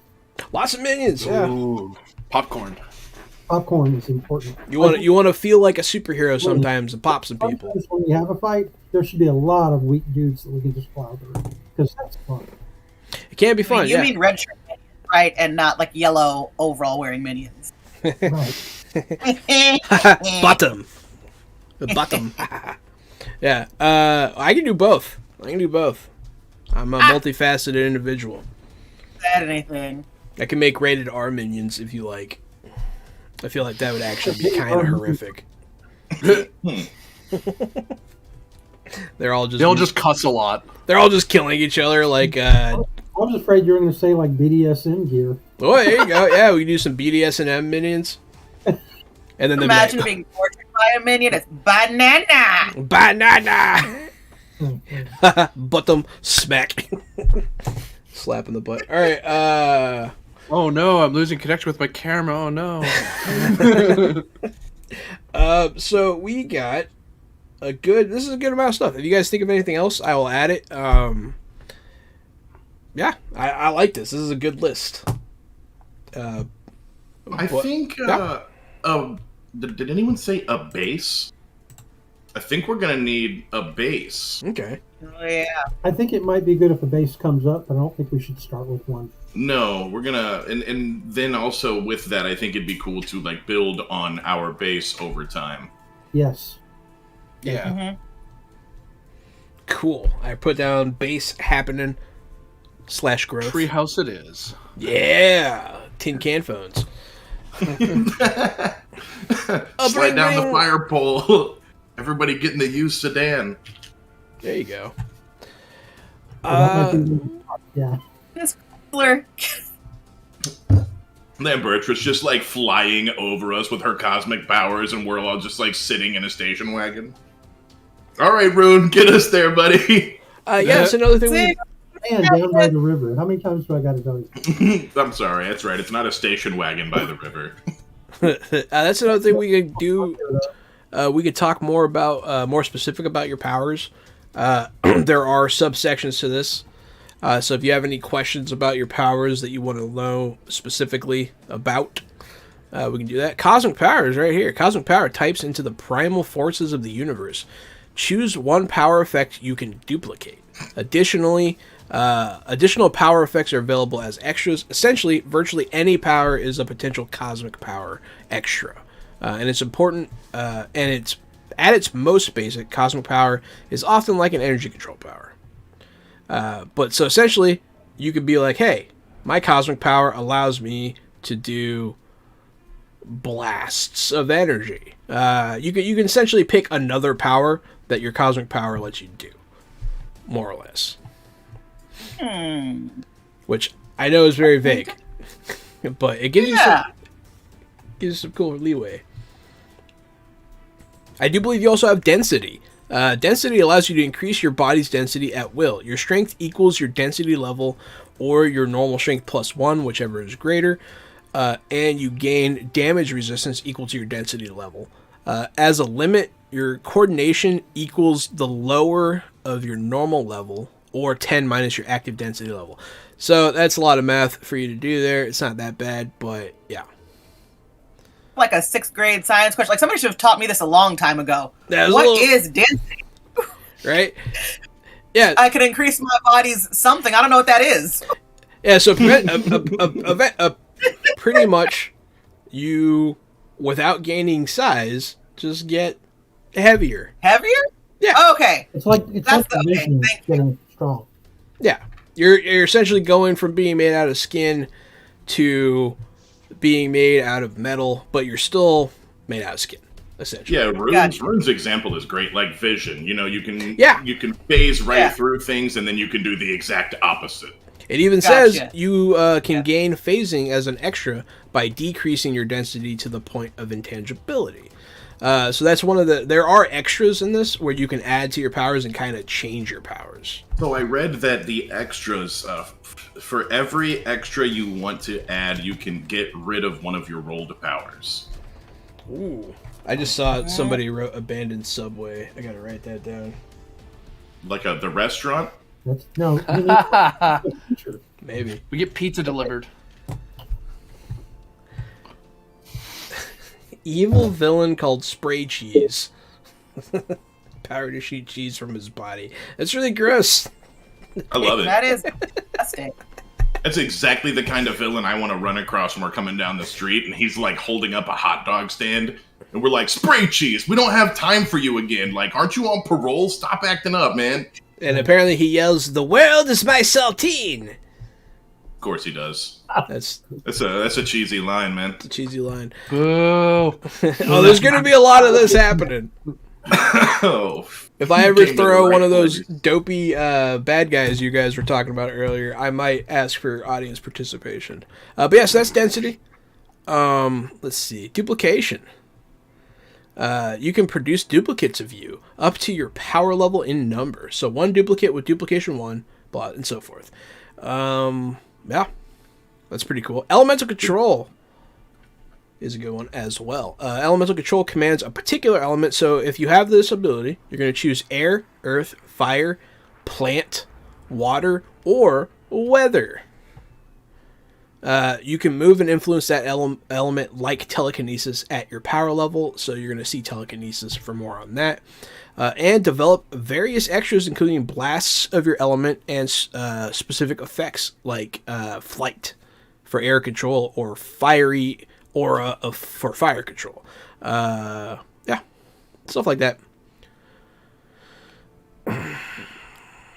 And I will help you with these. I know that the power creation essentially is a little more complicated in the system. This is where the meat of the system is. Your powers can be lots of things. Mm-hmm. Gotcha. And we'll get to that. We will get to the extras because Gary was talking about that earlier. Well, I think the way the game's designed when you roll is that if you get a bunch of powers, but there are extras that you want, then you can set aside powers that are extraneous or no longer fit your theme to take extras that do, for example. Perhaps yes. Yes. There is some sort of switching out powers thing going on. Yeah. No one has interface, invisibility, or leaping. Life support is mentioned a lot, and I know that when you are in your altered form rune, you have life support. It lets you ignore physical needs and hazardous environments, including breathing, cold, disease, eating, heat, pressure, radiation, sleeping, toxins, and vacuum. Cool, you can stand in space when you're a rock boy, or whatever you choose to turn into. As an extra, you can increase your life support level to 10, gaining total life support and ignoring all physical needs. And I believe that that's what it says you have when you are in your altered form. Interesting. Okay, cool. And so anyone that has life support, if you're a robot or whatever as well, which I don't think anyone picked. There's phasing, which allows you to go through stuff like this. Precognition, no one has that. Probability control is a really cool power where you can like do luck stuff. No one has regen. Servant. I do believe Corbinian has this one. Servant can create or summon a servant or minion. It takes a page of preparation to summon your servant. A page is like a scene. It's multiple turns, essentially. It'll appear within close range. You must concentrate to command your servant. You have a pool of points equal to 4 times your power level with servant to buy the servant's ability. So essentially, you're getting this other thing that you give powers to. So you kind of get to make a sub-character, which is interesting. Offensive, defensive, and movement powers are common for servants, although they can have any powers that I allow. Servants have no mental abilities and can only act to carry out your commands. Servants have no determination, nor can they be given any by leadership. So they can't use action points, essentially. You can spend a point from your servant pool to add an additional servant with the same abilities as the first, reducing the total number of points you have to spend on abilities. So essentially, you can split your pool and have multiple servants that are weaker. Yeah. And servants performing the same action together use the rules for combined effort. So they can help each other out. So that's cool. No one has shrinking, unfortunately. Spinning is funny. Stretching. No stretchy people. I thought about taking duplication and stretching, though. That's a good kit. The Laffy Taffy boys. You're already silly putty. You're almost Laffy Taffy. Twins. Yeah. Ooh, man, if you level up, you could take some stretching, and then you can really be silly putty. Well, I took an extra, and I took a limit on my powers, on my alteration duplication, so I had to get rid of my looking like other people power. So now I can only duplicate and explode. Okay. But while I'm duplicating, I have the extra that I'm defensive, so I can use my duplicates as reactions to block shots from my teammates. So I can use my double to body block. That's kind of funny. So what he's talking about the next phase. After I get through all these powers that you guys have, just so you have an idea what you have, you can add extras and limits to boost them and limit them to give them boosts, vice versa, blah, blah, blah. Telekinesis. The limit I took was constant, so that my duplication is always on. It gives me an extra 2 power. It's interesting. So there's always... Okay, interesting. So telekinesis is the ability to move objects in visual range. It's stuff you can see without touching them. The power level is treated as its strength for lifting and moving things, your willpower as your telekinetic coordination. So essentially your willpower is how like accurate you are with it, and the strength that you how strong your lifting force is however strong your telekinesis power is. Right, and that's rolled on page 57. Yeah, it can be pretty high. But yeah, 1 is minimum human, so don't forget. Minimum human. But yeah, telepathy, no one has. Teleportation, time control, transformation, nope. Transmutation, no. Wall crawling. It's weird. I didn't see. Did I skip mind control? You did. Whoops. You did. Whoopsie. I mean, depending on how this extras things plays out, I might dump it, but I need to learn. Page 103. Yeah, let's read it. Mind control can take over the mind of a target in visual range, placing a temporary controlled quality on the target that you can activate for free so long as it lasts. Roll a mind control versus willpower test. Failure, no effect, and you must make a determined effort to attempt to control the same target again in that chapter. So essentially, it's harder for you to try again. Marginal success, no effect, but you can try without an issue. Moderate success, they're controlled. You can concentrate to make a new mind control versus willpower test at the start of each of your turns to maintain it. Major success, you concentrate same way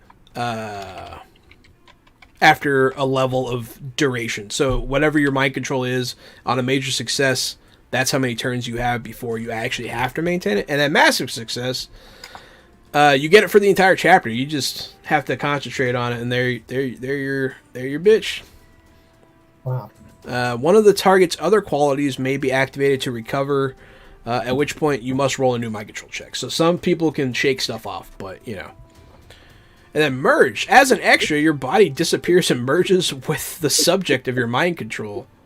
So that's possession, is what that is. That is possessing people. That's So if you want to walk inside people and mind puppet them, that's your thing. The merge option is Jericho from the New Teen Titans. That sounds dope. Are there any powers that you guys rolled that I did not talk about? I think I missed Danger Sense as well. Danger Sense, yeah. But I feel like I got most of them. I remembered almost all the ones you have. Page 93. 93. Helping out. No, absolutely. Danger Sense is a special sixth sense for imminent danger. You can use your Danger Sense level as the ability for reactions to defend against attacks or other sudden dangers, and for awareness tests to notice those dangers. If your Danger Sense level is lower than the associated ability, you get a +1 bonus. So essentially, it just helps you, your Spidey sense is tingling, and that's that. I think I got all of them. So that's every power that you guys have rolled. Also, if you see something you really want, you can swap something out. I'm not going to stop you if it feels like it fits, Devices. These are items that provide benefits of a power or powers, but people can take them away. They can take your suit off, and then you don't have that power anymore. And there's armor, cybernetics, robots, shields, utility belts, vehicles. Yeah.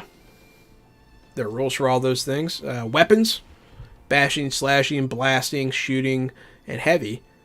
Chemical weapons, grenades, all that good stuff is in this game. If that's something you want to use to supplement your powers later, feel free. Common devices. Apart from all of the super gadgetry the heroes and villains use, are the fairly common everyday devices. If your hero doesn't have a movement device, can he have a car? If he doesn't have an offensive device, can he have a gun? What about a smartphone or a flashlight, communicator? Rather than track everything, use the following. So essentially, if it makes sense for you to have it, you can have a car even if you didn't take like super vehicle as one of your things. You know what I mean? You can have a Toyota Corolla or something. You can have a gun. It's fine. They exist. They're not hard to get. I can just have a van down by the river? You can. You can. There are also team devices. There are rules for like team stuff. This looks like the Fantastic Four in a time travel spaceship fighting a dinosaur on page 121 there. Oh, yeah. Well, I think having that van down by the river is going to be extra important now that I've decided that my character also lost his family in whatever event gave him his abilities. Okay. That's perfectly fine. But, whatever the aftermath of the event was, his family was gone. So it's going to be, like, effect-wise, like, what it looked like. I'm going to say I feel like it looked kind of black holy. Sure. You know what I mean? And there's, like, missing stuff. But it also exposed everybody to God knows what kind of radiation. Magical, whatever. Yeah, some magical stuff going on here. Levels of specialty. Do we need to talk about specialties, Gary? Do we need to talk about specialties? Maybe a little bit. You could browse through it real fast. Okay, having a specialty grants a +1 bonus when making tests related to that specialty. For example, a character with pilot specialty has a +1 bonus to coordination tests while piloting. So you guys already kind of picked these. These are like your skills. Intellect tests dealing with aircraft and so forth would also benefit from pilot. You can devote additional specialty choices to the same specialty to gain a bonus beyond the basic level. Expert +2 would be the first level after that, and then Master is +3. So you'd get a flat bonus. So essentially, you could take less of your specialties to be better at stuff if you want to be. That's just a baked-in rule there for you. And here are some... If you don't understand your skills, there's a list on page 124. Did you say I could take a little bit less specialty to have a little bit more in another one? Yes. Okay, let me go look at that. I might think about that. Yeah, you can ditch one of your specialties to add like a level to one of your other ones. Yeah, I'm gonna get rid of science since I'm not going with an effect. With gadgets, I'm gonna keep stealth and power. Perfectly fine. Feeds into that secret society. Yeah, I'll bump power up by 1. Let's see, there's taking action. What page are the extras on, Gary? Where does that go? The extras are... Because that's the part we need to talk about last. They're underneath specialties. Actually, they're right by powers is where they are. Right by powers. Really? Okay. Devices, specialties. Bear with us. We're reading a book. 81, 81. I think. 81. Aha. Excellent. So yeah, extras. So this is what we were talking about. In addition to basic effects, your powers can have one or more extras. These are extra things you can do with that power, from extending the basic effect, greater range, more targets, and so forth, to adding entirely new effects. Each power listed with the main extras associated with it. You can also use the extras from standard extra section following, or create your own. So some of the extras you might have noticed were like baked in, like you could jump into people and possess them as opposed to just mind controlling them. So substituting extras during hero creation, you have the option of substituting extras for rolled powers on a 1-to-1 basis. So you can get rid of any power that you rolled to give an extra to one of your existing powers, essentially. One extra for an existing power takes the place of one rolled power of a player's choice.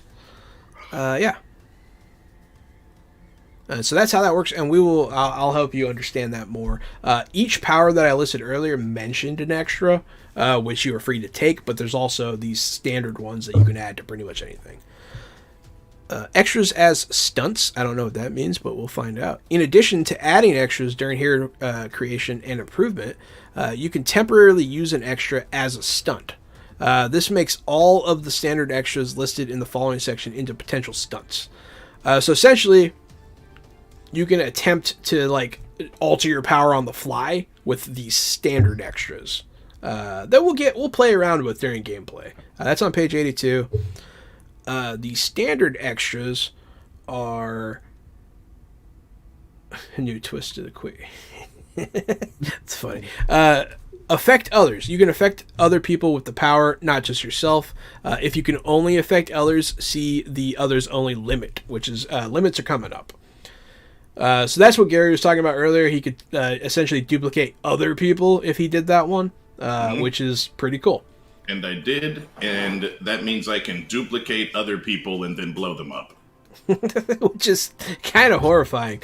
So, effects X. Your powers work on a type of target normally immune to it, such as a blast which affects insubstantial targets, normally immune to physical damage, or mind control that affects mindless targets, such as undead or machines. So essentially, you can turn mind control into technomancy that way. Broadcast. Your normal visual range powers can affect anyone who sees or hears you, in person or on television, which is kind of terrifying. Do that and define it as anyone watching the internet. stream? Yeah, you could. You could be an evil, villainous Twitch streamer. Luring. God. Are you claiming that you're not? I do my best to use my powers for good, but Okay. I think we all do our best. But yeah, burst. Your power can affect everyone within close distance simultaneously. So mind control burst. That's going to be my example because I think it's cool. Contagious. The effect of your power is contagious and may affect someone else who comes into contact with a target while the power is still active. Once again, explosive is a funny one. Making people contagiously explosive is horrifying. Absolutely horrifying. I'd read that comic. Defensive. You can use your power to block attacks, rolling the power's level as a reaction to set the difficulty of the attack. So essentially, telekinesis, that kind of thing. But really, you can do it with anything. Effect. Your power can duplicate the effect of another power at its level. The extra is normally listed as the name of the duplicated power, such as flight in the extra duplicates. The flight power, for example, or blast if it duplicates the blast power. So essentially, this is just saying you can add the effect of another thing. You can use earth control to burrow, essentially. Stuff like that. Oh, hey, Rude. Hey, Rude's joined the chat. Hey, what's up, Root? Boom. But yeah, so level duration, the effect of your power lasts longer as opposed to being like an instantaneous effect. You can do like flamethrowers and stuff that are ongoing. Passengers, your movement power can carry people. That's pretty cool. Ranged, a normal close, you could do like thunderclaps, stuff like that. You could like throw air punches because you punch so hard, that kind of thing. Rangeless, you can use your power out to any distance, provided you know the location of the target. Horrifying.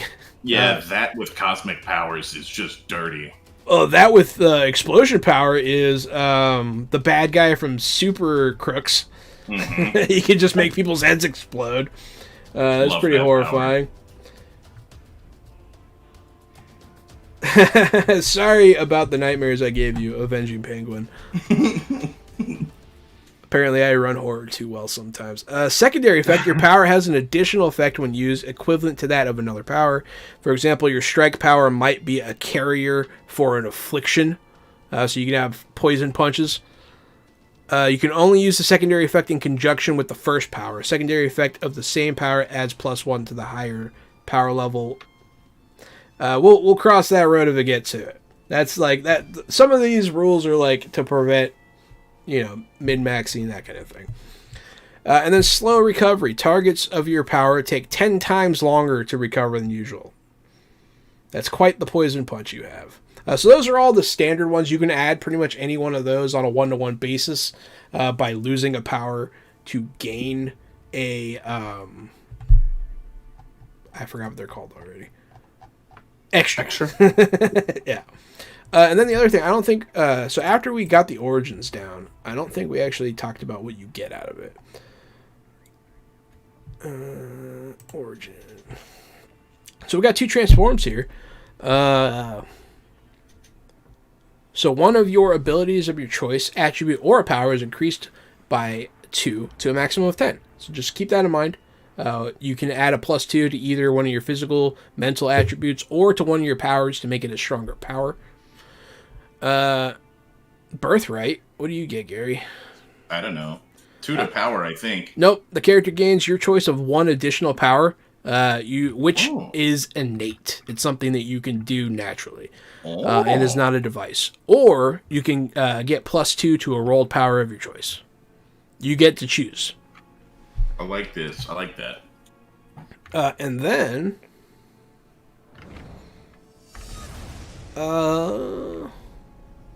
Corbinian, Unearthly. You get +2 to an attribute or a power. Or you can roll twice on the table if you really want to. Hey, Jahan, since I get an extra power, may I switch it out for like an extra on an existing power? Yes. Okay. Correct. Yeah, you absolutely can do that. And yeah, so this is good for you, Jordan. Since you got so many powers that you might not be thrilled about all of them, you can dip some and you can put them into extras. And then we'll get dropped my intangibility on density. I want to be able to go through walls. That sounds cool. Excellent. So you have phasing. Yeah. That's so cool. That's really cool. All right. So real quickly, hey, welcome Raiders. Thank you. Only plays Wizards. Friend of the show, and thank you so much. If you haven't checked out their channel, they also are a ttrpg channel. Check them out. Only play Wizards. They do a lot of great stuff, including The Expanse, which is an old favorite from Green Run Publishing of ours. Thank you so much for rating. Thank you for being here. That's right. They're the Abraxas Precipice channel. They have T-shirts, they have custom dice, and man, they're a long-term, long-running, great Expanse stream. Check them out. Absolutely. We loved playing The Expanse. We're happy to have you guys. Thank you for the raid. Yeah, so now we're on limits. So limits, I think, is going to be the last bit of the power creation dynamic here. This is one of the parts where I was most confused here, Jahan. The wording on the limits is kind of messing with me a bit. I don't really understand what determination level is. Determination level is determined after all other aspects of character creation, and what it is a number that begins at 6 and then goes down by 1 for every power that you have, and also for every attribute you have over, I think, 6. Oh, so determination level is how many action points you can have. Essentially, it's how many you start each session with. And so, the more powers and really high stats you have, you're gonna have fewer of those. Right. Okay. Yeah. So it's sort of a balancing factor, so that characters that are relatively normal and don't have a lot of powers have way more determination, and that's their advantage. They have that good old human luck. And so with limits, you can put a limit on a power to take away from it in order to mitigate its determination penalty.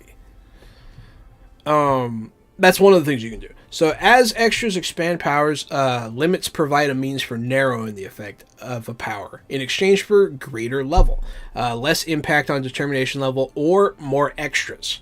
When you apply a limit to a power, you can also do one of the following. Subtract 1 from the power's value for reducing determination. So that's what we just discussed. The other thing you can do, you can add a limit to a power to add an extra to the power without increasing its determination cost. So you get an extra, essentially, for being hey, my Green Lantern ring doesn't work on wood. That's a thing. That's cool. It makes it more fun for me. And you get to make it then, I don't know, punch people in the heart or something. Whatever you want. And then you can also increase a power's rolled level by 2 to a maximum of 10. So by adding a limit, it can't work on wood, but damn, does it sure mess up everything else, And so, yeah, I guess that brings us to, I don't think we rolled some people's powers, but you do get a power level roll for each of your powers to see how strong it is. Okay. That was my, that answered my question. Okay, cool. You did look like you had a question. I was wondering. All right. 7. So yeah, for each of your powers, roll 2d6, and we will go in the order that you roll them.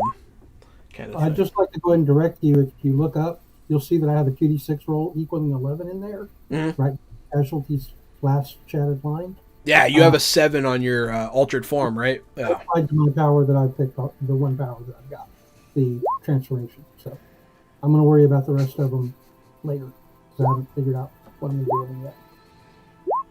Sorry. No, you're good. Somebody got a strong ass power. Is that you, Gary? Yeah, I rolled a 5 and a 12. Okay, so what's the 5 then?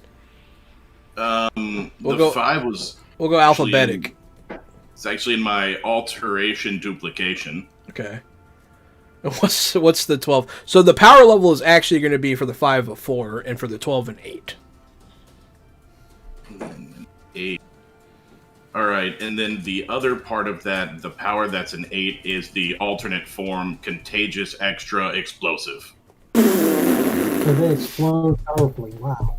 So You can make 5 duplicates that explode with a power. Yeah. Oh my god. with an power 8, and it's contagious, so people who get exploded also explode. So Jesus. you're just going to be killing people left and right. Yeah, maybe sometimes Maybe I'm not the best one to send in sometimes, and maybe sometimes I am. That got dark fast. Don't worry, I can also my limit.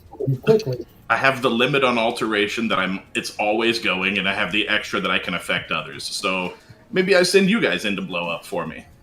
No. I want to know how you tested this at superhero college.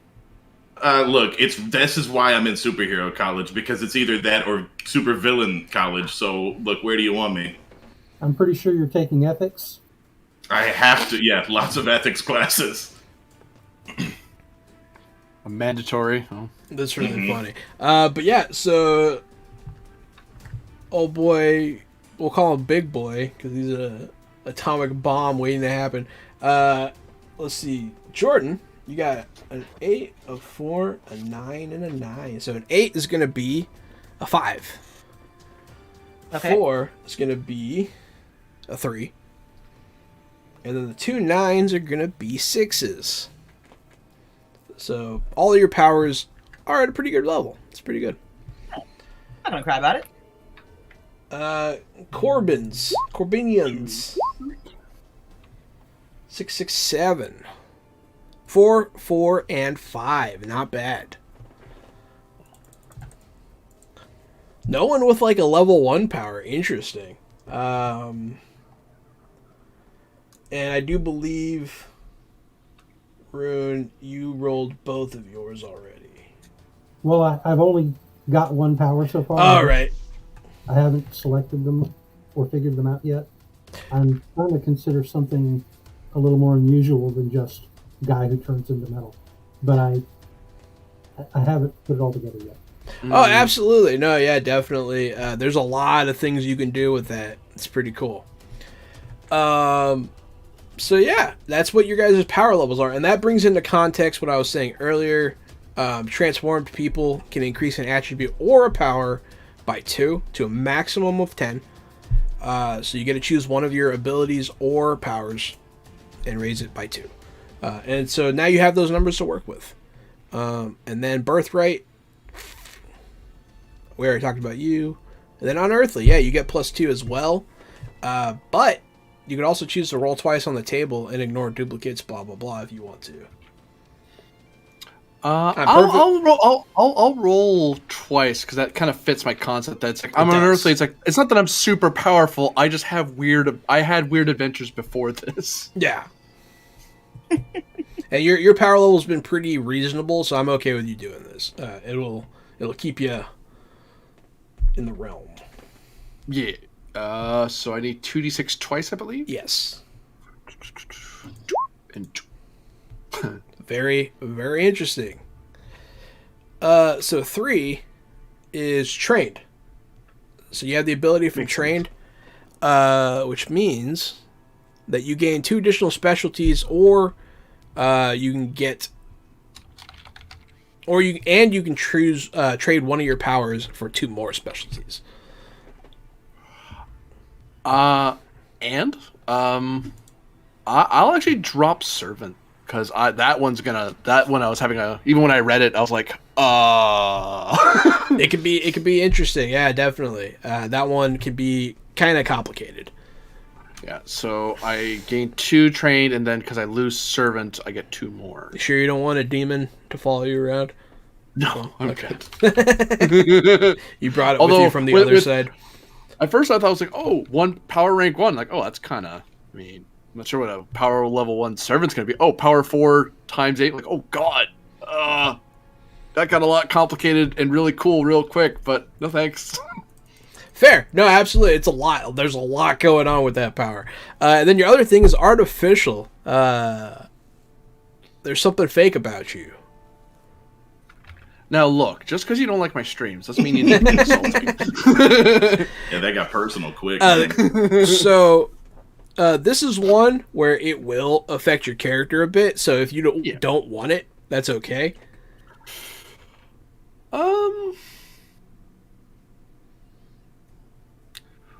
You can think about it too. Yeah, I'm gonna give that a think. But if you do take it, you'll get a +2 strength and have life support. So that's funny. But yeah. You can also take something from somewhere else. I'm fine with that if you want transformed or birthright or gimmick. It's fine. I don't want to force anyone to be a robot against their will. That's quite the character choice. That was my initial choice. I'm like, I'm going this route. You could also be some sort of... Forced Robot is also a great band name. Just throwing that out there. Forced Robot. For some reason, they're polka. Like, just completely throw you. Scandinavian polka. All analog. I don't see how Robot gets into this, but Good for you, though. Yeah. But yeah, so we are talking about all this stuff. So now you guys know about limits. So that's pretty much it for power creation. This is how you alter them. If you want to give additional benefits, you can limit them in other ways. Pretty much infinitely. You can just keep limiting something until you have the power that you want by adding extras. And you guys can continue to do this off screen. If you want to re-roll some stuff, even after the first game, if you're like, that doesn't work the way I wanted it to, we could talk. I want you guys to have fun, you know? If Gary was like, I accidentally killed that whole mall full of people, huh? maybe I should rethink that. But I think Gary's power could actually work pretty well, so I'm excited. Yeah, I actually, in my qualities already, I have my name. My name's going to be Chain Reaction. Okay. I'm the son of... My title is Son of Supers. And my powers were deemed too dangerous, and I was turned over and raised by the Academy. And I'm thinking I'm almost like a superhero test tube baby.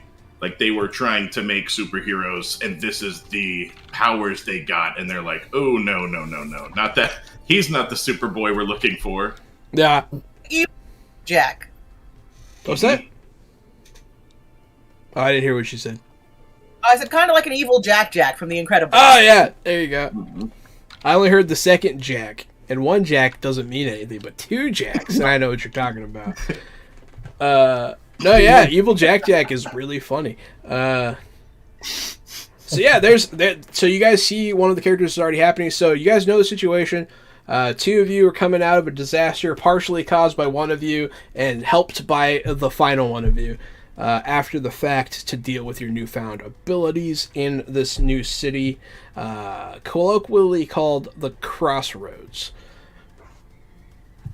Actually called something else. I'll come up with a real name for it. I'm gonna come up with like a mayor, and all kinds of stuff. It's gonna be fun. I have a suggestion. Okay, I like suggestions. Center City, the Crossroads. Center City, like Central City. Well, Central City is, DC, the Flash. It is DC, right? But that's why I'm saying Center City. It's different. Center City. What do we call it? Owls. What do we call it? Midland. Is it right next to Odessa? Right. Is Midland a real place? Son of a bitch. Yeah, it is. Yeah, probably. It's a real place in Texas. It could be Mid City. Mid City. We'll workshop it. I'll get a focus group together. We'll take names. Focus group. Have any cool ideas? Yeah, Chad, if you have ideas, but that's how you wind up living in Fart City right there. Bodie McBoatface. Bodie McBoatface. Columbus? I wasn't expecting that. The Simpsons, yeah. It's pretty funny. You guys can be from Springfield. What state's it in? No one knows. It's in When you said earlier that you were just going to put it somewhere in the middle of the country, I thought about that episode of Springfield. We're like, these are Simpsons, where they're like, these are the neighboring states to Springfield, and all four of them were states that are nowhere near each other. Yeah. Oh man, I remember that episode. City McCity face. All right, so we'll workshop it. We'll figure it out. Right now, it's known as the Crossroads. It's because where people come together. So yeah, you guys can workshop your powers, all that good stuff. There is a part of this where you guys kind of create your super team. And that's something we can do when it happens in game, if that's something you're okay with. Yeah. Way more fun. I think that's definitively for what we've decided. Yeah, because you guys are going to get to come up with a team, like, phrase kind of thing. Which is going to fall in line with, like, Gary's Son of Supers kind of thing. But it's going to be for all of you, an all-encompassing umbrella. I'm excited for this. How do you guys feel about your characters? Feeling good. Feeling good? I'm pretty excited, even though he didn't finish. Like, I have so many ideas. Yeah, Yeah. Yeah, this is just to get you guys understanding where we're going to be at, kind of thing. I was surprised that we came up with the origin so easily. I thought that was going to be harder to do. So, don't forget, so we're getting towards the end here. You still have a few minutes to join in the giveaway. Hashtag icons will get you in. I will put that in the shirt.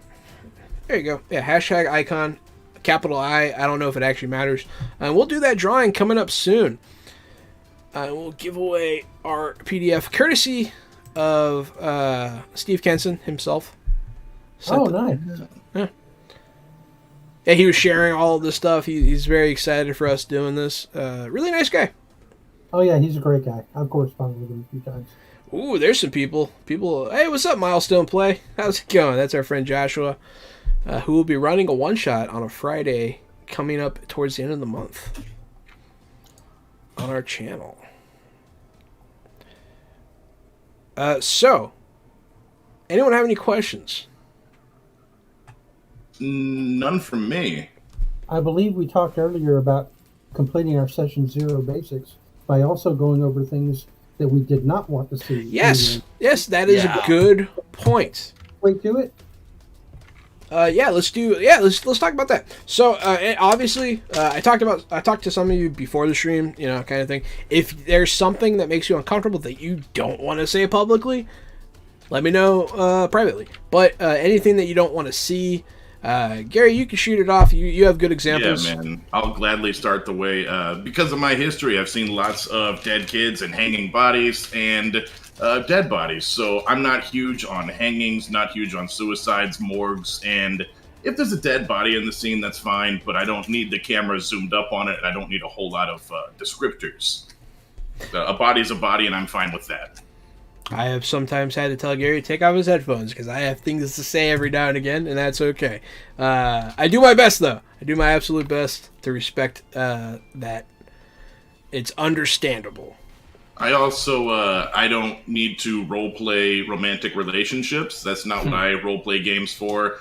I'm here to fight bad guys. I'm here to save the world. I'm not here to pretend to fall in love with somebody. That is a perfectly reasonable request. Also, hey, if any of you have that stuff in mind, it has to be mutual. Both players have to be okay with that. Don't that kind of thing. It's all about consent.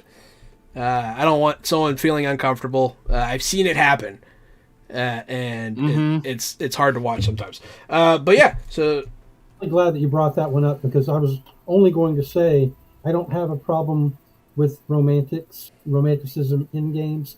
But I'm all about the case will fade to black, PG-13 style. Excellent. Okay. If there's going to be relationship drama in a role-playing game, I'm great with that, but I don't want to hear about anybody's bedroom antics. It is an unnecessary, in particular for a heroic game, which is ostensibly based around characters doing heroic actions.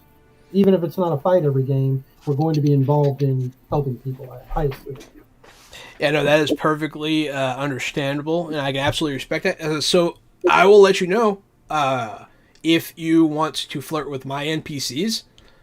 I'm fine with it. It doesn't bother me. I don't get uncomfortable. I've had people flirting with my imaginary people for a long time. You get used to it, but also I will not initiate it. If that's something that you want to do, feel free to float with Lois Lane, and it can be kind of a fun little thing off on the side. We won't get too into it. If your character has a girlfriend, it is what it is. I'll be like, "Hey, I'm your girlfriend," and it'll be funny. I like that you did robot arms with that voice specifically. Yeah, and the girlfriend, it's a robot girlfriend with a high-pitched falsetto voice. Yeah, Yeah, Corbinian's portal came out right next to the sex doll factory, and they all came to life. Ah! Don't forget to jot that one down. Night of the Living Sex Dolls. They all have to go to therapy. Oh man! So in particular that you really don't want in the game. Yeah, so the things that I have a hard rule on, like we're not doing, we're not doing like rape, like we're not messing with it. You're not going to be Captain Ruhifnal, nothing like that. I've seen people get too close to that idea. It's dangerous, especially in games where there's like mind control and illusion. Homie, don't play that shit. We're not doing it. All right. You guys all seem pretty cool and respectful, sane-minded people. But I'm just saying it for everyone's benefit. We're not doing that. We're not doing the racism, no homophobia. Everyone has a right to live a life of dignity, and we will respect that. Also, if I didn't ask anybody before, which I probably should have, and I feel bad for not asking. If you have any pronouns that you want us to be aware of, feel free. We will respect those absolutely, with no question. And then what else is there? That pretty much covers it. I have just a hard line against that kind of stuff. Just no disparaging talk, and also let's be respectful of each other is all I ask. We've actually had, so I will mention, we've had stuff in the past where like players have been kind of mean to each other, like calling people stupid and stuff. I don't know, like let's even if it's like character to character, sometimes let's try to if it's like a fun back and forth, discuss it with each other, but try not to, I don't want anyone to feel bad. Or dread playing. I want you guys to look forward to this game every week, and I want you to feel safe. But those are mine. If anyone else has anything that makes you uncomfortable, already been covered, gentlemen. It's been covered. Good, excellent. Yeah. No, that's great. I'm glad that we can have this. And if anything comes up in the future, let me know. And also, if I'm doing something or anyone at the table is doing something that you didn't realize was going to get to you, but starts to, you can, do this. You can message me, and I'll put an end to it. No questions asked. I'll just stop it. We'll move on. But yeah, so that's a good conversation to have. Anyone who's watching, who ever done a session 0, this is an important conversation to have. You need to make sure your players feel heard and safe. It is your job as a DM. If you're the DM, 1000% it is on you. If people are uncomfortable at your table, it's your fault. But yeah, so hell yeah. Have a good night, Avenger Penguin. Take it easy. I can't wait to get this game going. But yeah, if anyone had any questions, comments, concerns, or if you had anything more to say about your character, feel free. I'm going to get ready for the drawing. I looked up what the specialty power is, and you were right. It is just adding power to your moves that can have power added. So, in particular, probably the alternate form explosion. I can probably add 2 to that as a specialty. Interesting. And Jordan, I'm not sure if I heard correctly. Did you say that your do not want in the game was already covered by someone else? Yes. Okay, great. I just wanted to make sure. I didn't catch it 100%. I wanted to make sure I heard it. Thank you. Kiro? I'm as a DM of more than 35 years, or really 40 almost now. It's a big deal to me, and even before the term Session 0 was coined and made a part of RPG parlance, I'd like to hope that I was doing it before it was in fashion, because it was always important to me to make everyone comfortable at tables. Yeah, no, it's very good. I like this group of people. You guys all seem like you have some sense about you, and that's important. So yeah, if no one else is going to join, we do have. I'm going to go ahead and close the contest. We're going to draw a winner here. So good luck. Good luck to our entrance. I already own the game. Absolutely. Yeah. It wouldn't do me any good. So, boom! Longtime fan of the show, Vampire Bites, a great friend of ours. and someone who has been on the stream a few times, and whose stream we have been on a few times, has unsurprisingly won yet another giveaway. That's what happens when you watch the show all the time. You too can be a big winner and win book after book, and just build yourself a huge library of TTRPG content. We do our best to give back to you guys the way that you give to us. So congratulations, Vampire Bites. Enjoy the semi-free game, and thanks for all your support. Absolutely. I'll send that to you privately. Fortunately, it is someone who I know how to send stuff to, so I'll send it to you by the usual means. Yeah. And Vampire Bites, when you get this, flip down to the extras section on page like 80 or 81 and check out all the ways that you can morph your power. That's really the kind of awesome meat of this system. I don't know why, but I'm all about Confederate Gorilla Grodd. That's hilarious. That drawing, like, earned them 2 art points whenever we were going through this system the first time. It's I so almost funny. need you to put that scene in our campaign. I almost need Confederate Grodd stealing Abraham Lincoln's head. It's so weird. Just say, We definitely I would need enemy beat the crap out of Confederate. I would Just love throwing to that out there. Yeah, absolutely. Grodd. Yeah. Mhm. Yeah, much like I think it was Black Panther, and the first Black Panther run, the writer was told that there weren't enough white people, I believe. So the second episode, he had them fight the Klan. So that's I'm here for it. I'm here for it. We can always do that. If you guys want to go beat up on Confederates, I'm here for it. But yeah. So this has been fun. Anyone have anything that they need? I think we're good. I think everyone's done with their. If you need any more help for character creation, feel free to talk to me during the week. We will be playing our first actual game in the aftermath of this dimensional event. We will be playing. So what, a year ago, it was now. It was. We'll open up at the beginning, and then maybe we'll do a fast forward. Oh, okay. Sounds It could cool. work. We'll fill it out. I'm going to write it out. We're going to see how it goes. And you guys can find out how this team comes together and what that looks like at the end of the day. I'm excited to see what your superheroes actually look like. Your super names are always going to be a fun thing. Would you say chain reaction? I like that. Yeah. It's a good one. You know Chamber from X-Men, Jahan? Maybe?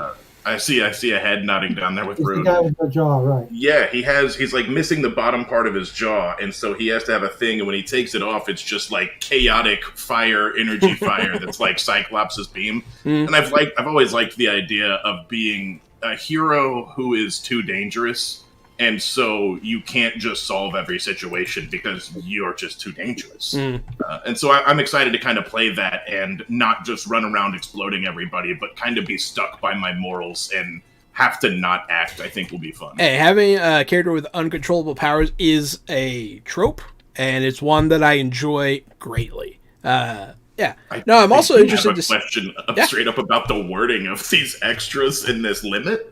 I'm kind of worried about this. So I have the alteration duplication with the extra affects others and the limit constant. So what page is that on? Let me read it for you. I don't know if I'm just walking around making other people duplicate.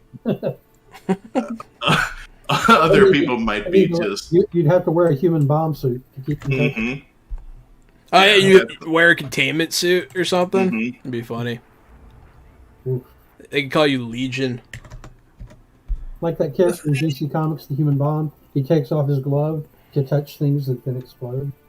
Yeah, you're like Rogue, except 10 times more dangerous. What page is this on, Gary? I'll read it for you. Oh, I think I found it. 81, 82. That's where the extras and limits are. I have a question for you. Yeah. Do the clones that you create know that they're destined to explode? Because the Rick and Morty joke, what is my purpose? You pass the butter. Oh my god. Oh my god.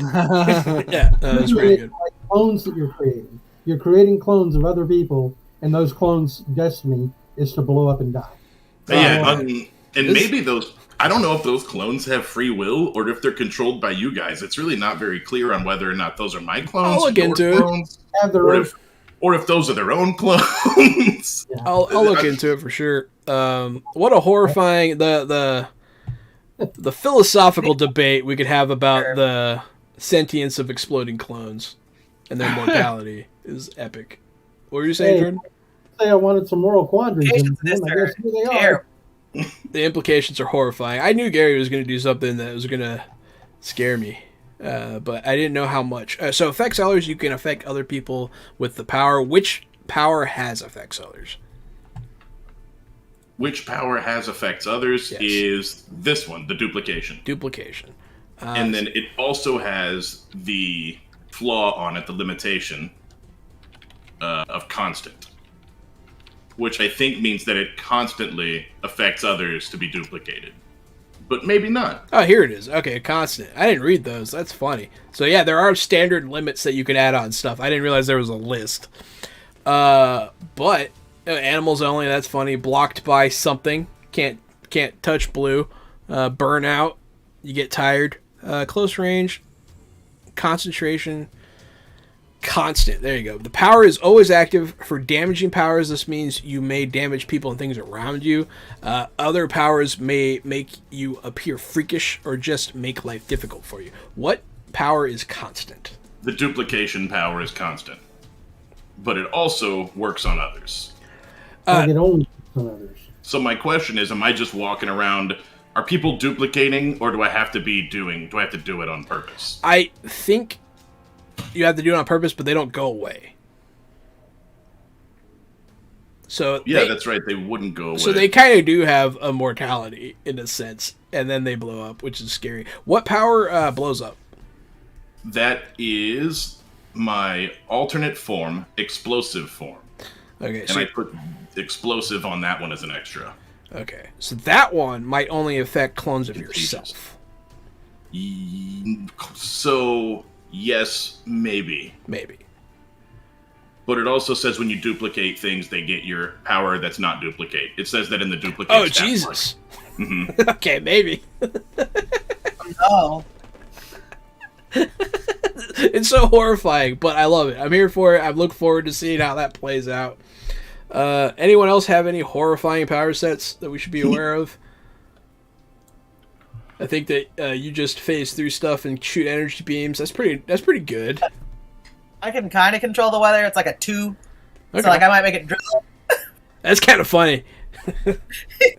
You can go cancel baseball games. That's your power. That's good. No, that's great. I like it. You all have very cool power sets. What are you doing, Corbin? What's your power set? Explain it to me. So it's a combination of having a high danger sense. Because I'm trained, it's now my powers have to be linked to an object, to a device. So I'm thinking that the danger sense is from like it's from like a shield, the shield of danger, which kind of reverberates in my hand where I'm like, oh, I should turn this way now. Why? I don't know. The shield's telling me. The quivering shield of danger. And I do have a sword, but it's a sword of telekinesis, so I can, swipe it and swip it, but I can actually just point it and then drag things around with it. It's interesting. Hey, Especially with a rank of 5, it's like it's a fairly hefty yank. Hey, I'm here for it. You don't have to bind them to objects, though. You could also be like men and goats style, men who stare at goats style telekinetic, where like they put you in a room until you could kill them with your mind. It's not trained that does that. It's gimmicked. Gimmicked is what does that. Gimmicked. Okay, that's funny. Oh, Gimmick goodness. ties it to things. That's so funny. I'm a well-trained gimmicked hero from another land, and it's like, well, I had a lot of other stuff. All I have is these. So you're coming from a magic place with magic items. I love it. That's fucking fantastic. It's like, oh, what's your land like? I don't remember. Sorry. And so far, Ruin, I believe you can transform into a strong form. Yes. A solid form, which is excellent. But there'll be more to him that will be thematically linked to that. I just haven't figured out exactly where I want to go with it yet because there's so many directions I can take it. Yeah. But I'll think about it and I'll put it together before the first game and run it by you. Absolutely. We'll talk about this more on the off screen. But so yeah, I can't wait to see what these look like. This is fantastic. I had a great time getting to know y'all and working with you. It's been great. So this is going to be our first sign-off. So I'm going to sign us off, and then Gary, and then Corbinian, and then Jordan, and then Rune, you can end it. Feel free to take as much time as you want to plug everything that you could possibly want to plug that you are doing. Our gift to you. I've been Johananon, the Game Master. You can find me at Rockfact on Twitter, at Johananon1 on TikTok. I'm Casualty CDG, and you can find me at Casualty CDG. And of course, you can find Jahan and I every Wednesday, Thursday, and Friday from 8 p.m. until 11 p.m. Central on our Twitch, on our YouTube, on our Facebook. Also, we do a podcast called Fresh Out the Podcast. We talk about streaming shows and movies and video games and everything else that isn't us playing board games and tabletop games. So please look us up on Spotify or Apple Music or Google Podcasts, or we're on every single podcast thing also. That's Fresh Out the Podcast. And I am AD Springer, also known as Corbinian. You can keep track of me at ElectricMetCHSR. That is my Twitter, where I announce things, talk about things, lament the world of video games and why I'm not doing them. No. But I do other stuff. I announce stuff like when I'm streaming on Twitch, which is under Corbinian. Most of the week, I will be streaming variety games. Currently, I've been doing Inscription. That is a weird game. Very weird game. Loving it. I'll leave it there to not spoil things. I'm also doing some tabletop role-playing game stuff, like just before this, I do a Cyberpunk Red stream that I started. I just got off of a session 0, that's why I'm late. And I also do Star Trek Adventures streaming on days of the week. Saturdays at around 2-ish or so. But keep a track of my Twitter. That's where you'll see what my schedule is, when I'm streaming, and all that stuff. So keep an eye out.